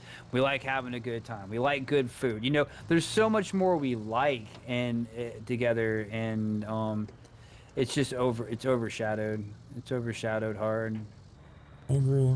It's a big point in my ideology and with my channel, as I tell people that, you know, this corner of the internet is free from all that junk. Stop doom scrolling. You can hang out here. Because it's real. And it's good. It's good. Habit. It's good that you specifically mean that, you know, and say that and call. It's important to call that stuff out, to call it out and for what it is. Because you don't lose your mind. I've certainly like been up late on my phone. Just like, oh my goodness, I have to follow this developing horribleness. Yes, yes. And then you're just out of your mind for like a week straight, and you're like, what is wrong with me? Yeah, 100%. I know exactly what you mean. Gotta put it down. It's designed to make you feel that way. Yeah, it's dangerous stuff, man. It's hard to regulate it. Yeah, you know what I'm saying? Like it's hard. We don't have. Yeah, exactly. We don't have a formula. Neither does any nation. One of the coolest things that I've seen, the most effective things that I've seen so far, is at our kids' school. Well, Florida. You know, we live in Florida. Literally, at the start of 2025 or whatever, they passed a law that says you cannot have electronics at school. Like you can have them, but they have to be turned off and they have to be in your bag. Like you cannot bring it out in the hallways, in between classes, in the classroom. They have to be off and in your backpack or in your purse. And they are not allowed to come out. It doesn't matter if you turn it on or turn it off. They're not allowed to come out. They have to be off in your bag the entire time. And then when school is out, and you're waiting to get picked up or you're waiting on the bus, then you can turn them back on. But as soon as you're on campus and stuff like that, they get turned off, and they're turned off the whole time, and they don't fuck around with that. That is the law in all of Florida and every school, and I have to say, it is the best thing in the world, man. Like, them kids can go in there and they're not distracted. They can sit and learn. Like, you hear the teachers, like, we kind of failed, like, a 10-year segment of kids with smartphones at school. We kind of failed them bad. Like, really bad. Like, the teachers too, because the teachers are like, dude, these kids are all freaking cracked out on endorphins, and then they come into the classroom and they have to put the phones up, and they're literally going through withdrawal. Like, it's like they're going through drug withdrawal. It's biological drug produced by themselves, but it's literally drug withdrawal. They're mad, they're moody, they're tired, they're sleepy, they're spastic, you know what I mean? And they're definitely not in a condition to learn. And whenever they told us at orientation, they're saying, "Hey, this is the first year that we're going to be implementing this. This is statewide. You cannot have your phone on. You cannot look at it. You can't get a phone call. You can't call anybody else. It is turned off, and it is in your phone. It is in your bag. We will hand. You need to talk to your parents. We handle that. You know what I mean? We'll send you to the office, and you can use one of their phones. You know what I mean?" And it's just been amazing. It's been absolutely fantastic, dude. The kids are happy. They're playing. There's not nearly as much problems. The teachers are happier. Like, it's just been great. And no loss. There's not a downside. Zero downside whatsoever to it. I was gonna say, as long as there were like exceptions for emergency, you know, and having to like contact parents or extracurricular stuff, and yes, if a school shooter emerges, you are allowed to turn your phone on. Well, I'd hope so. And call for somebody. But other than that, you don't need to have your phone on. Do you could call your mom to tell her to come pick you up a little bit earlier? No, dude, go to the office. If it's that important, you can go to the office. You know what I mean? Or you work out ahead of time, or you call them whenever you're out of school. One of the two or the three. But like, yeah, otherwise there's no exceptions. There's like no exceptions other than the most absolute emergencies. And it's the teacher that determines if it's an emergency. No, there's no tablet, no phone, no nothing, dude. And it's like, and if you get caught with one, you don't even get a warning. They take your phone and it goes all the way up to the dean or whatever, the principal. It's like the dean, something I can't even. I don't know, like where I came from, that wasn't even a thing, but I also like came from really in the middle of nowhere, Midwest America. So that's like an issue that having your everyone having phone smartphones. Like I just didn't go to school like that. Smartphones weren't really a thing when we were in school. It's just like that's something I can't they might even have imagine. phones, but they didn't have smartphones. Now, when I was a kid, when I was in high school, they had pagers, so it wasn't really an issue because you couldn't really communicate or do the internet. I feel like we're just a bunch of old men. Like back in my day, they didn't even have this kind of stuff around. Well, we didn't know we didn't know that it was dangerous. That's why I say like we legitimately like.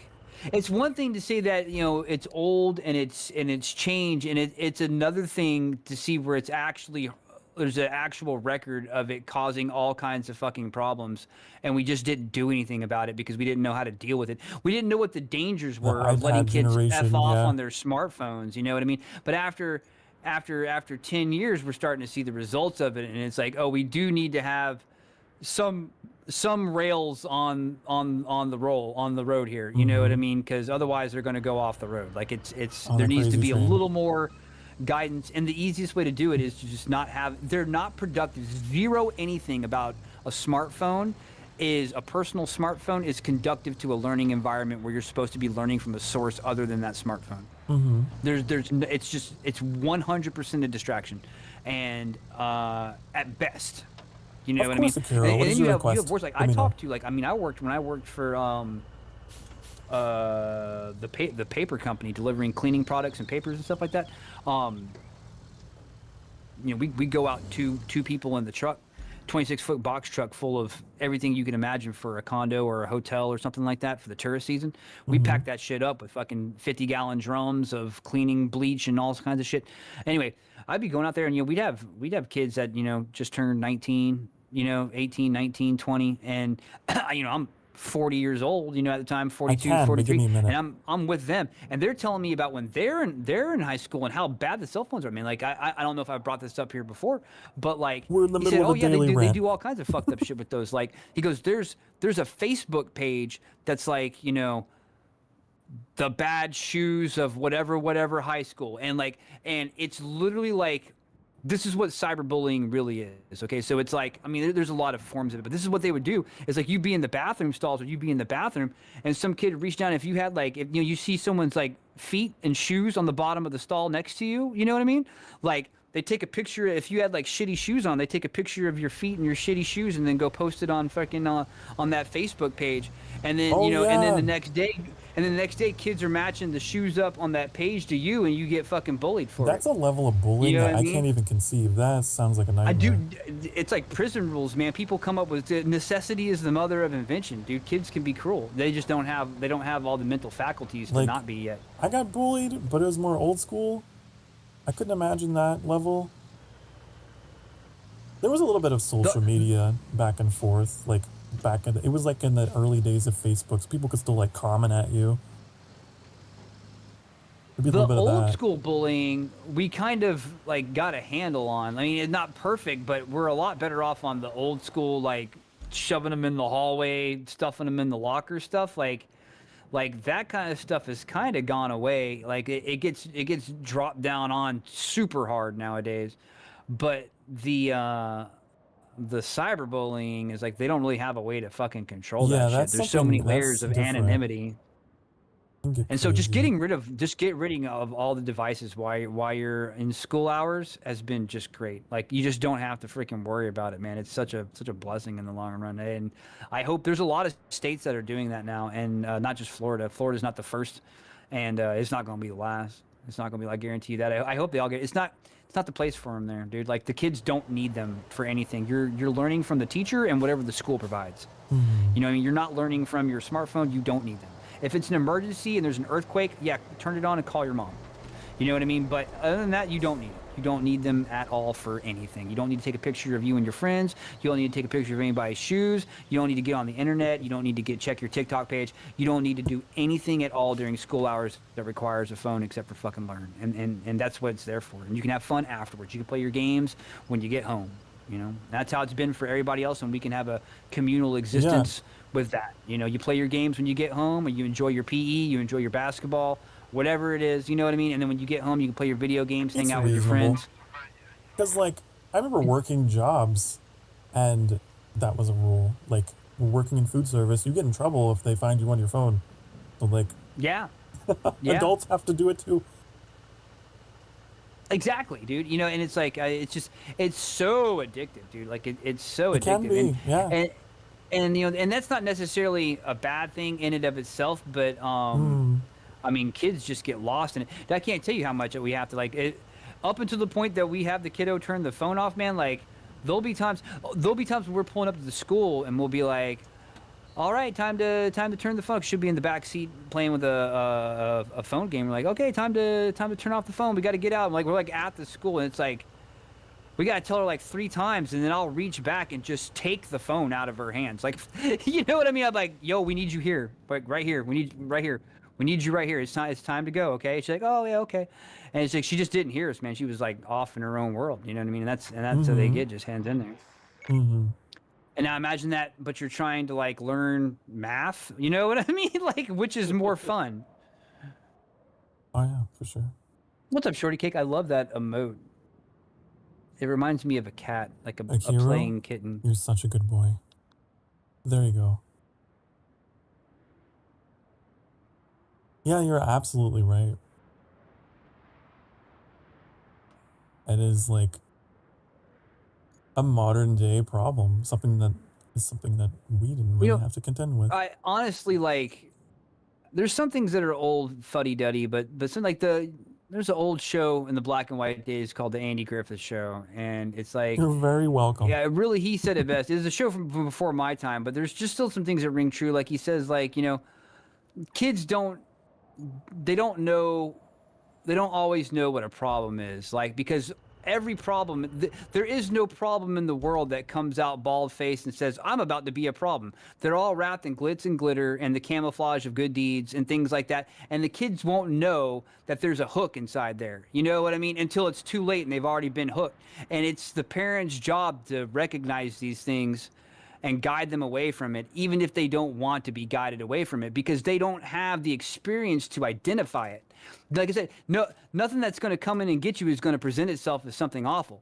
You know what I mean? They always present themselves as something fun, and a lot of times they are, you know what I mean? And there's no ill will or anything, but it doesn't mean that it can't cause problems. And it's parents' job to guide them and point them out, and if not deny them outright, then at least regulate. And that's what they're doing in the schools nowadays. Is they're starting to see, okay, well, this doesn't have anything to do with school, and school is more important.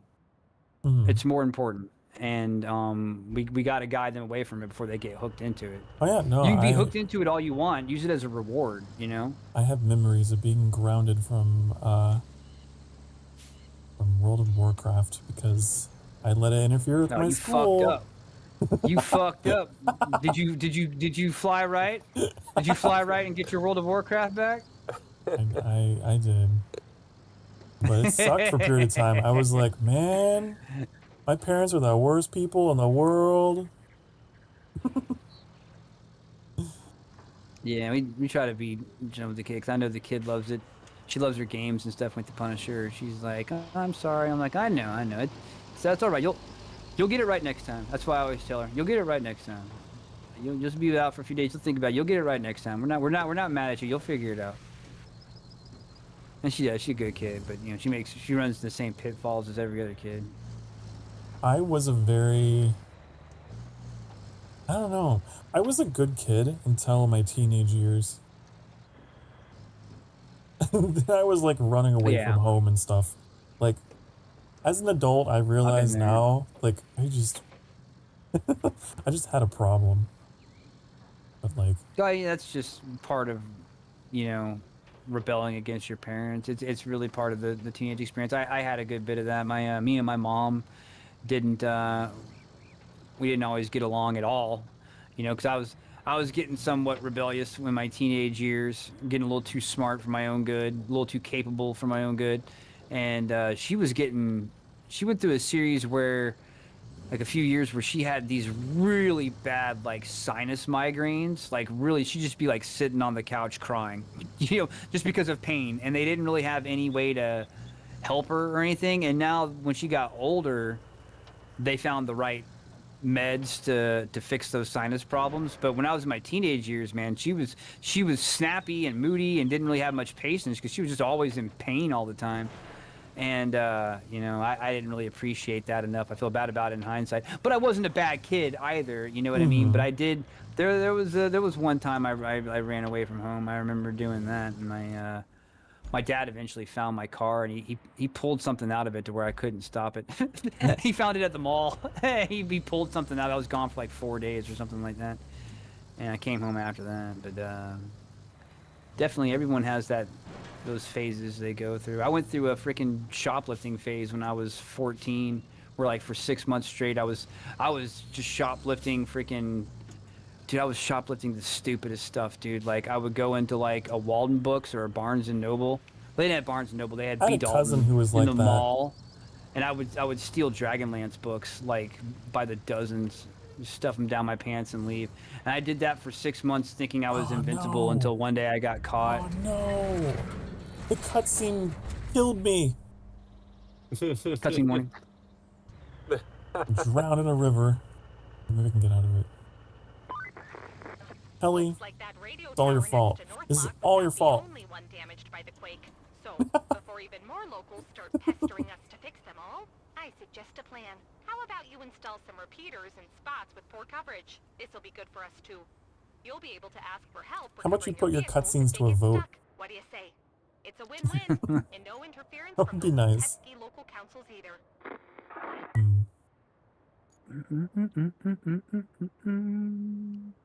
Did that unlock another base for us? I'm not sure. I think we have to bring more. It's really hard to do because we're mid-collab. Build additional antenna around trying to the find villages quiet parts. No. Which one is it? Surviving. Bring surviving artifacts to the archaeologist camp? Yeah, and I fell in a river trying to get one. Yeah, no, I'm not sure. That's one Sokar's. The one I was on, it said it was going to open up. Oh, here it is. Yeah, the dry stone base. It's open. It's open. It's in the it's southeast, in the southeast. Dry stone bay. Garage and storage.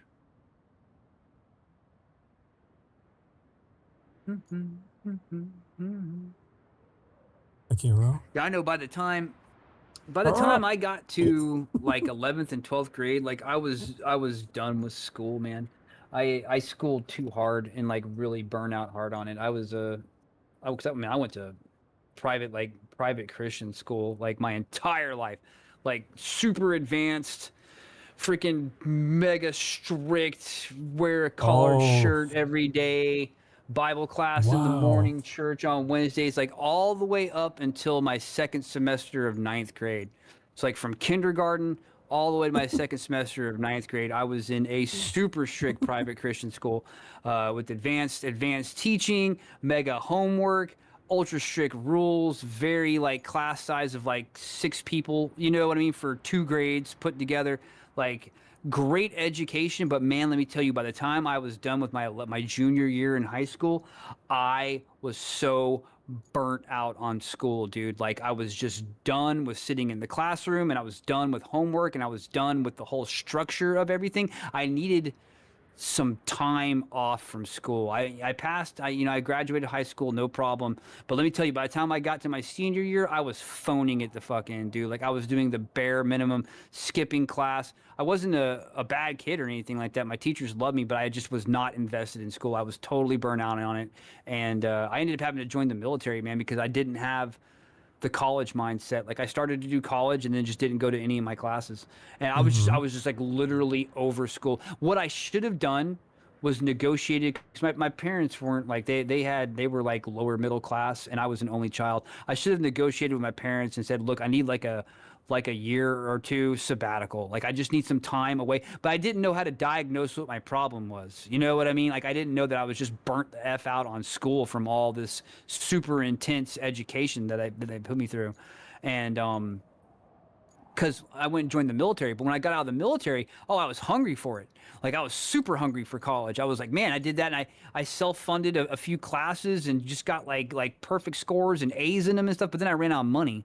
You know what I mean? So like, I didn't have any money for anything. And then whenever I first went to college, I had a scholarship, and I just fucked that all up. I fucked it all up by just not going to my classes. And I just didn't want to do it. I was just doing it because I was told to do it. But if I had taken a couple years to just like chill, you know what I mean? Just chill for a little bit and then gone to college, I would have done significantly better. And then presto bammo, you're stuck doing a labor job your entire life. Yep. And now you're a streamer. And now, now I'm a dad. And now you just a full-time dad. Now I fart for entertainment and then go do someone else's laundry. That's my job. I'm just a full-time dad, man. That's what it is. I'm cooking. I'm making beef stroganoff tomorrow. My mom's coming. I gotta do the lawn, vacuum up dog hair. If we went back to our past selves and told ourselves like what we would become, I don't think there's an easy way we could break it to our past selves. Well, I would hope that younger me would be like, well, are you happy? You know what I mean? And then I would say, yeah, I'm very happy. You know what I mean? So like that's the real question. You know what I mean? Doing what you thought you were going to do, that doesn't really matter so much as to are you happy now? You know what I mean? Like that's what's really important. That's you know true, what I mean? yeah. Are you satisfied now? And you're never going to be truly satisfied. There's always going to be, there is no such thing as a perfect life. You know what I mean? That doesn't exist. That only exists on the front of people's Facebook pages when they pick and choose what photos they want to put up. That's not real. You know what I mean? But are you suffering right now? You know what I mean? No. Are you happy? Do you get to do the things you like to do and be around the people that you care about? Yeah, then you're living a very fulfilling life, more than most anybody ever. You know what I mean? That's what's important. And I would hope young me would be old enough to realize that. You know what I mean? It's like I might not have achieved the special goal that I wanted, but I'm special to somebody else. You know what I mean? And somebody else is special to me, and that's a dub. That's a dub in my book, and it's a dub in my kid's book. You know, and in my girl's book and all that. So that's all you can do is try to find happiness in what you have. That's why it's called life, liberty, and the pursuit. The pursuit. Of happiness. Yeah, you have the right to pursue it. You're not guaranteed it. You know what I mean? But you have the right to pursue it, which, that's a whole nother tangent I'm not going to go into. People mess that up all the time. They think it means that they have a right to happiness. And I don't think people understand just how important it is that it's laid out in our documents that you have the right to pursue it. I don't think people understand. People who were born, raised, and live here, and their parents were born, raised, lived here and stuff, I don't think they understand that most people don't have the right to pursue happiness. They have the right for nothing. You know what I mean? They do what the government says that they're allowed to do, where they said they're allowed to do it, either by caste system, by government, by poverty, they're limited by all kinds of things. You know what I mean? Try living in a country where you can't leave. You know what I mean? Where it's illegal to leave. I can't even imagine that. You know what I mean? That's a whole different mindset that people can't. You want to talk about empathy? Try empathizing with some people who live in North Korea. You know what I mean? I was just about to say as an example, yeah.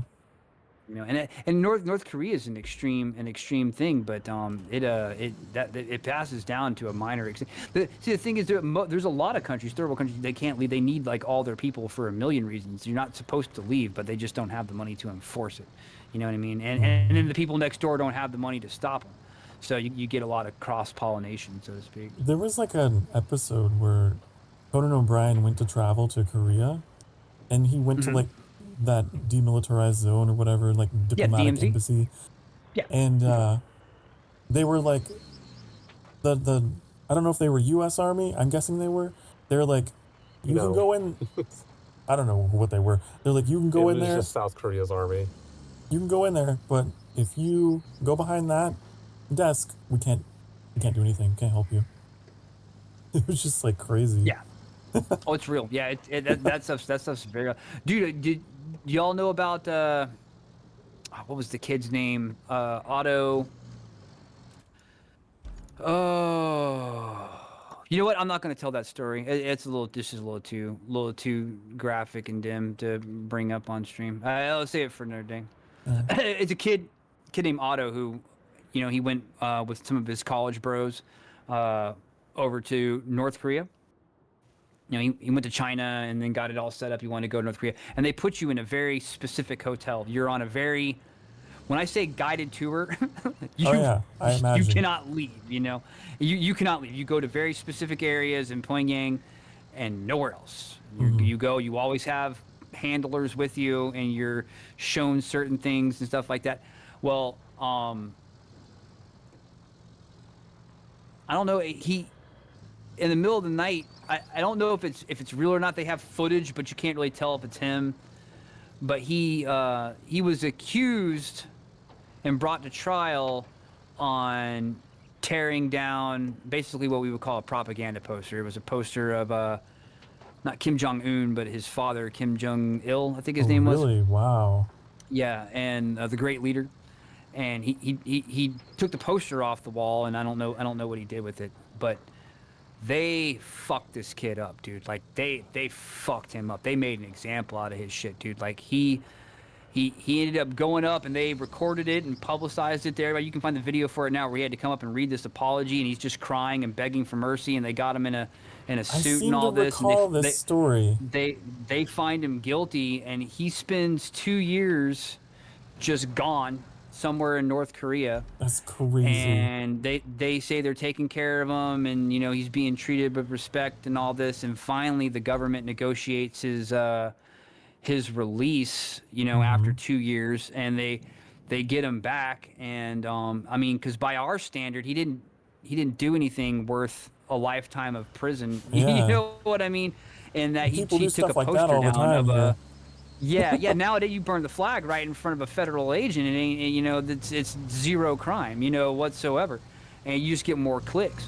And but he did that, and about 2 years later, well, they sent him back, and it's like, oh yeah, he's fine, and they sent him back, dude, and he was missing like every tooth in his fucking head, dude. Like he was just a vegetable. He was an absolute fucking vegetable. He had just been tortured until his mind broke. That's so sad. He wasn't missing the teeth in his head. His teeth had been rearranged. Like the dentists were like, they had pulled every tooth out of his head and then put it back in. Oh my God. That's what I'm trying to say. He had been absolutely tortured until his mind broke. And then they sent him back like that. And he was just in a complete vegetative state when they brought him out in a wheelchair.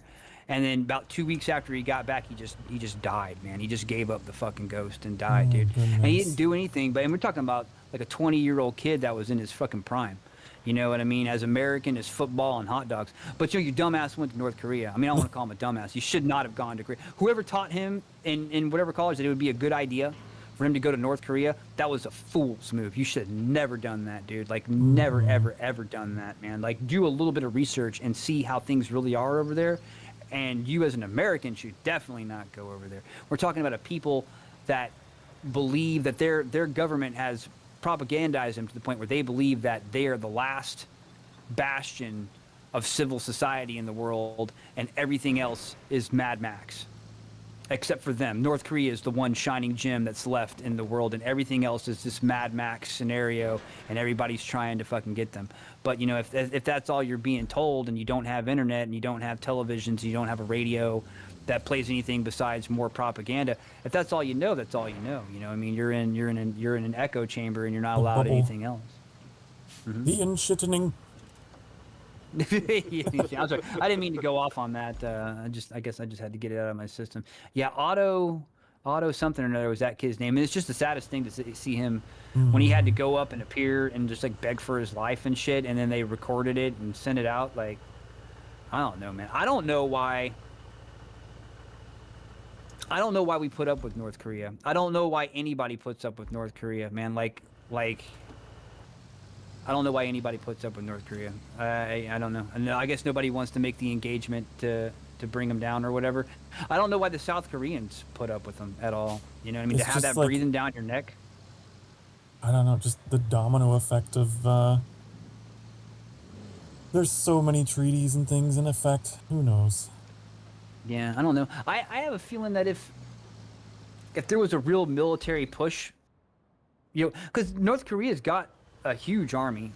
just, I mean, basically everybody. You know what I mean? They're not allowed to not be in the army, so they pretty much everybody's there. But it's like it's not a volunteer army like ours or Britain or any of the first world countries. Like, so I think if we pushed on them hard, they would fold. I don't think their leaders would fold, and I don't think everyone would fold, but I think a vast portion of their army would just disperse or surrender. You know what I mean? One of the two, because they're not fighting because they want to. They're fighting because they have to. I think they'd be all too happy to. I mean, we've already seen that with the troops that they've sent to Ukraine to fight for Russia. Most of them. Oh yeah, that's right. I forgot about that. Oh. I forgot how much the freaking North Koreans provide Russia with the Russians buy all kinds of manpower from North Korea. The Siberian forest, where they do a lot of like lumber and stuff like that. Those are all staffed by like basically North Korean slaves. You know what I mean? They're all bought and paid by the Russians to the North Korean government, but of course the people don't see any of that money. You know what I mean? And they're just like packed up from the camps, man, and just like sent out to freaking chop trees out in Siberia in the choppable forests, you know what I mean, for lumber until they die. You know what I mean? It's just like there's footage of it, man. Like Vice, actually, I'm not the biggest fan of Vice, but Vice does some certain international investigations. They do pretty well, and their North Korean stuff was just fascinating. They got multi-parts things where they've gotten into North Korea and snuck in cameras and recorded shit and stuff like that, and it's gross out there, dude. It's good. I feel bad for that. I feel so bad for the people. But and then in Ukraine, a lot of those soldiers that came out were North Korean. Like you can see them on the drones. You know what I mean? The drones get right in their face, man. Like, I remember hearing something about like it was the first time they had ever seen porn. Like they were like immediately addicted to the porn because they have like internet. They have internet out there. You know what I mean? In Europe and Russia and stuff like that. They don't get that over in They only got the one flavor of haircut. Like, imagine being sent away to fight some battle that you know nothing about, and then you get internet access, and you're like, wow. Dude, imagine the war-torn circumstances being better than where you came from. That's an interesting way to put it. You're in more danger, but you're freer. You know what I mean? It's like you're experiencing like you're finally seeing the real world. You know what I mean? But yet you're also destined to die. You don't know where you are. You probably don't know where you are. How would you? You know what I mean? How would you? Have you even seen a map of the world? A real one? Have you, Kelly? Going to need that yard to fix this entire region. With that in mind, better stock it up with spare parts and make sure it has a viable supply route. This will be a common theme from now on. Convoys can't just go anywhere on this terrain. So, jeez, this is like one of her most condescending ones of this map. She's been sent. Who are we gonna get? It's because we're talking about dear leader. We're gonna have to tie it up here pretty soon. Yeah, it is about that time. The slow but steady prog. The slow but steady prog. This one's tough, man. This one's tough, but I also like. There's a lot of ground to cover. There really is. There really is. You've done a great job, Annie. Keeping the trucks flowing. Where does it go? Oh. Do you have the correct mission tracked? I never track anything. There's it goes kind of to the southeast. 900 meters away. Yeah, it goes to southeast. You're not too far. Oh, you're taking it to the archaeologist camp? Yeah, get it done. Yeah, you can take a left on the road here. There you go. I'll guide you, and we'll get this one dropped off. Just keep going straight. Don't make no turns. Just keep going straight. We'll get those last oranges up the stairs. He's moving them right now. I see him moving. This stone tablet. Yeah. That's right. It's almost redeemed, but I love it, man. It sets me off. I'll be playing, and either you or Larkin will set it off, man. And I'm just like, I'm doing it. God, I'm doing it. Stop yelling at me. I'm getting them, man. Get those oranges up those stairs. That one? I can't hear it. I'm just guessing. Yeah, that's the one. Yeah, I'm sorry. I forgot I'm on it. Yeah, get those oranges up those stairs. That's great. Let's I'm going. I'm killing zombies as fast as I can. Leave me alone. I'm trying.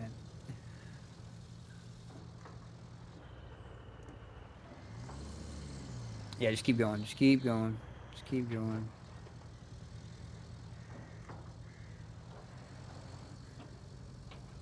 I wish I could like put like a follow cam. Just keep going straight. Wish I could put a follow cam on other people's vehicles like you can on the convoys, where you just like flip the camera and just that would locks be. on and follows. I don't know why it's not a feature. It wouldn't be that hard, I don't think.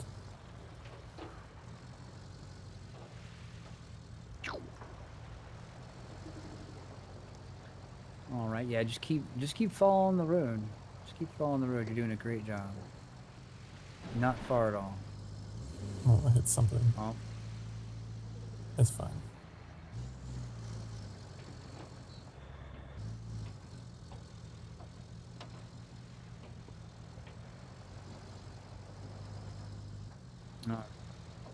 Coming up on one of the quarries, you're gonna end up skirting around the quarry. You're gonna take a sharp left around that rocky outcrop. Just take a sharp left around there. There you go, and then just keep following that trail around the outside. Oh, did we get to do a Roman Empire raid today? Oh yeah, we should. Okay, take a left here. Take a left. I mean, then if you were tracking the mission, you'd see the objective marker by now. Okay. No, I feel cool doing this. I feel like I'm helping. Let me do it this way. I feel like I'm helping. Very useful. Oh wait. There we go. And then you're gonna put it in that, right in front of that house right there. Okay. I don't know why I'm putting down anchors. I feel like this is probably fine. It's very tiny. It's not fine, my boys. It's not fine.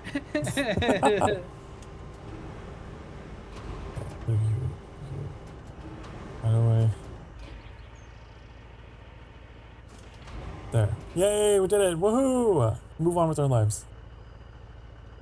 Yeah, that's 2 out of 4. That's proc.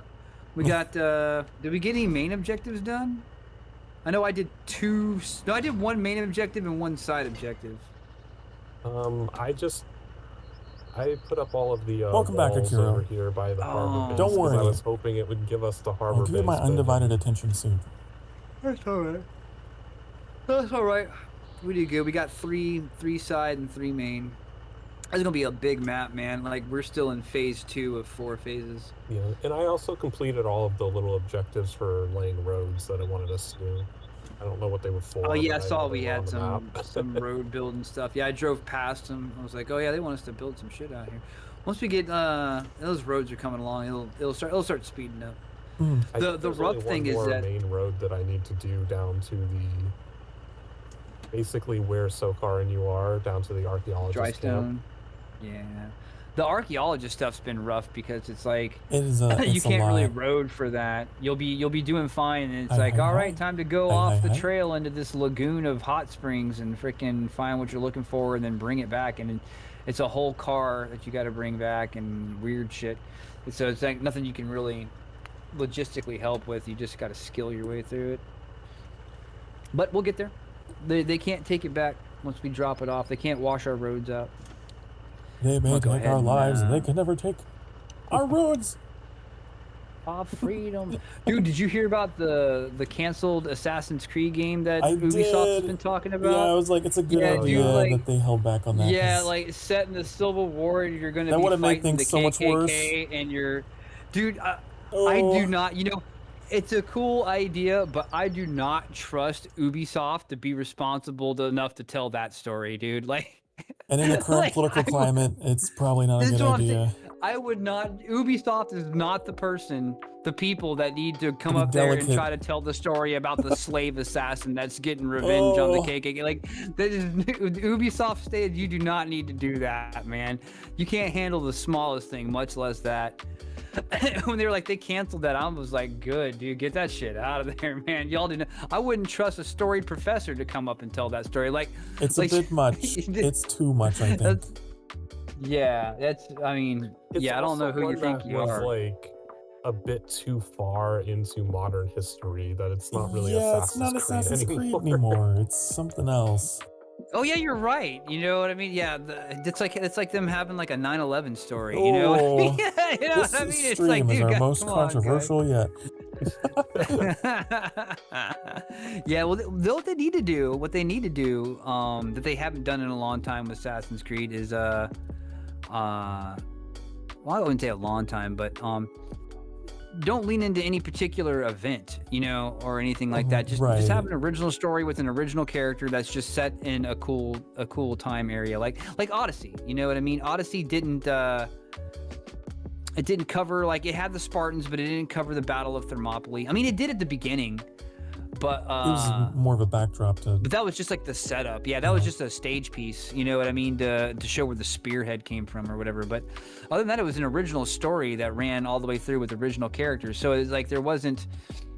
Yeah, I enjoyed. Well, no one was gonna get offended. Older games focused more on like mythology and stuff. Like I really enjoyed that aspect of Origins. Was it Origins that was in Egypt, and like all of the mythology DLC that they added, and it was just like obviously not real. It's still really interesting. It's interesting how it gets implemented and stuff. Well, the second they started sprinkling in real people, it started getting controversial. You know what I mean? Yasuke and stuff like that. That was like my least favorite thing of Assassin's Creed 3. I always reference the fucking boring ass mission where they actually have you carrying boxes of tea across a boat and throwing them in the water. I remember that mission. It was so weird. Yeah, dude. So yeah, boring. I didn't like George Washington being it, man. Just stop, dude. Like, because you're getting into opinionated stuff. You know what I mean? Depending on what country you're from and where you are on whatever historical take, you know what I mean? Like, you're getting into, dude, you are a video game company and you're not good enough at telling the story to try to do that one correctly. You know what I mean? Like, you're kind of falling a little bit. Pride's getting you right here. You can't tell that story. You're not good enough.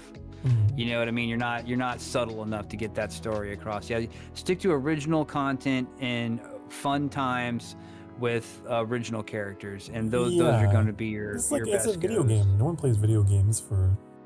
Boy, I really, dude.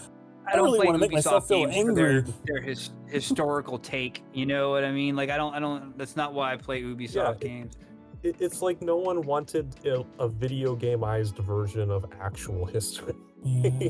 No, dude, it's like making a video game of a movie. You know what I mean? Like nobody. It doesn't work very well. It's very hard to do. Make an original thing, and then you don't have to like try to live up to expectations. I really enjoyed all of these brain cells that we have been sharing and expanding. Oh yeah. It went by quick today, man. It went by quick today. Now we have to become Romans and go invade. Yes, we do have to invade but the Romans. Isn't she playing Doki Doki? Oh yeah, she is. I'll probably skip out on that. No, nothing personal. Let me look. She no. I understand. Let me check real quick. Yeah, they're still at it. I am socially obligated to rate her, so I'm gonna. Oh yeah. just like let her know privately or whatever. It's not because I'm like, cash. Oh yeah. Yeah. No, I'll let her know. I'll let her know. I will 100% let her know. All right, guys, I'm gonna let you go, and I will catch up with you out and about there in the streams. Okay. All right. Bye bye. All right, we'll talk to you later. Have a good one. Peace. Okay.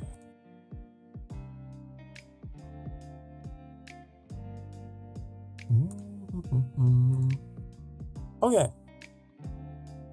It's just you and me now. Okay. Company has left the building. Akiro, you're such a good boy. For having to put up with all that. Thank you for being here, and all the rest of you who have been part of the stream.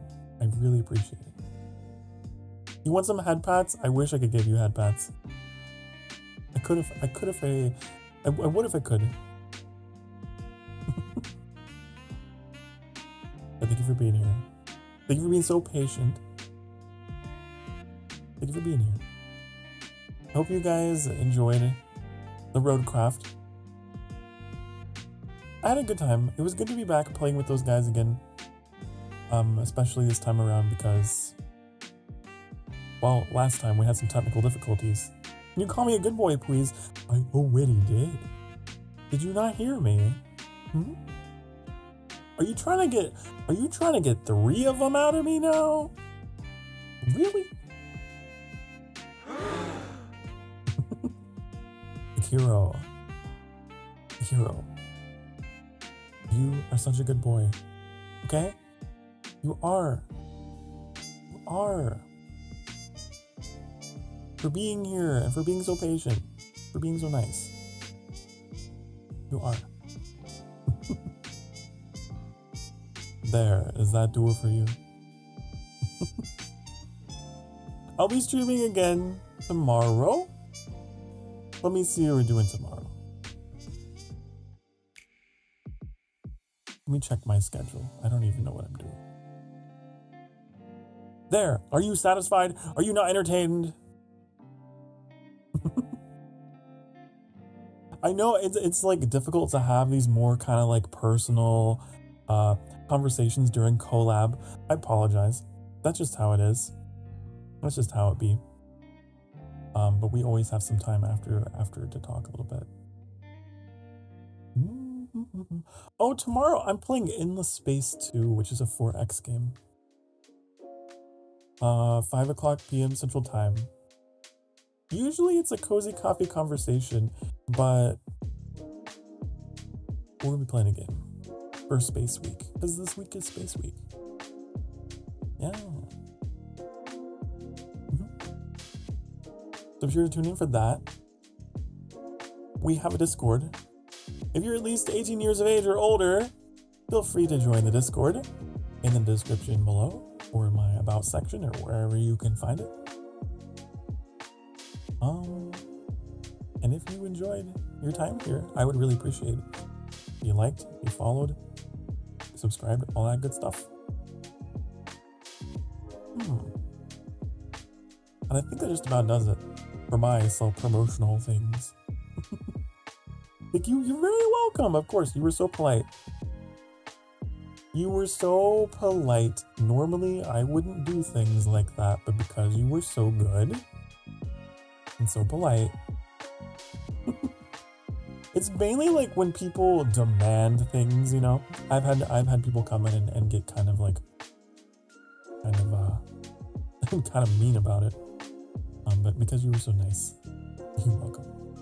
Thank you for the crafts. Thank you as well, Dumps.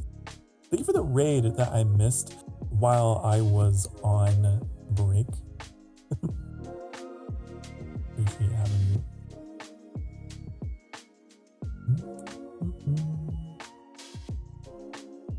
I'm trying to think if there's anything left that I have to say other than I wish you all a very good night, and I can't think of anything. So I guess I will just start wrapping it up. Be good to yourselves. Be good to each other. Remember, you deserve to be... You got me all confused. You deserve to be good. You deserve to be loved. And you deserve to be happy, okay? I want you to know that I'm extremely proud of you for all that you've been through this week. We're still going. It's going to be Friday. A fantastic Femboy Friday. And I look forward to spending it with you. And I appreciate having you here. And we'll see you again next time. Okay? So be good. Get your sleepies. If it's sleepy time, go get your sleepies. Go have sweet dreams. I will see you all next time. Bye. Bye-bye.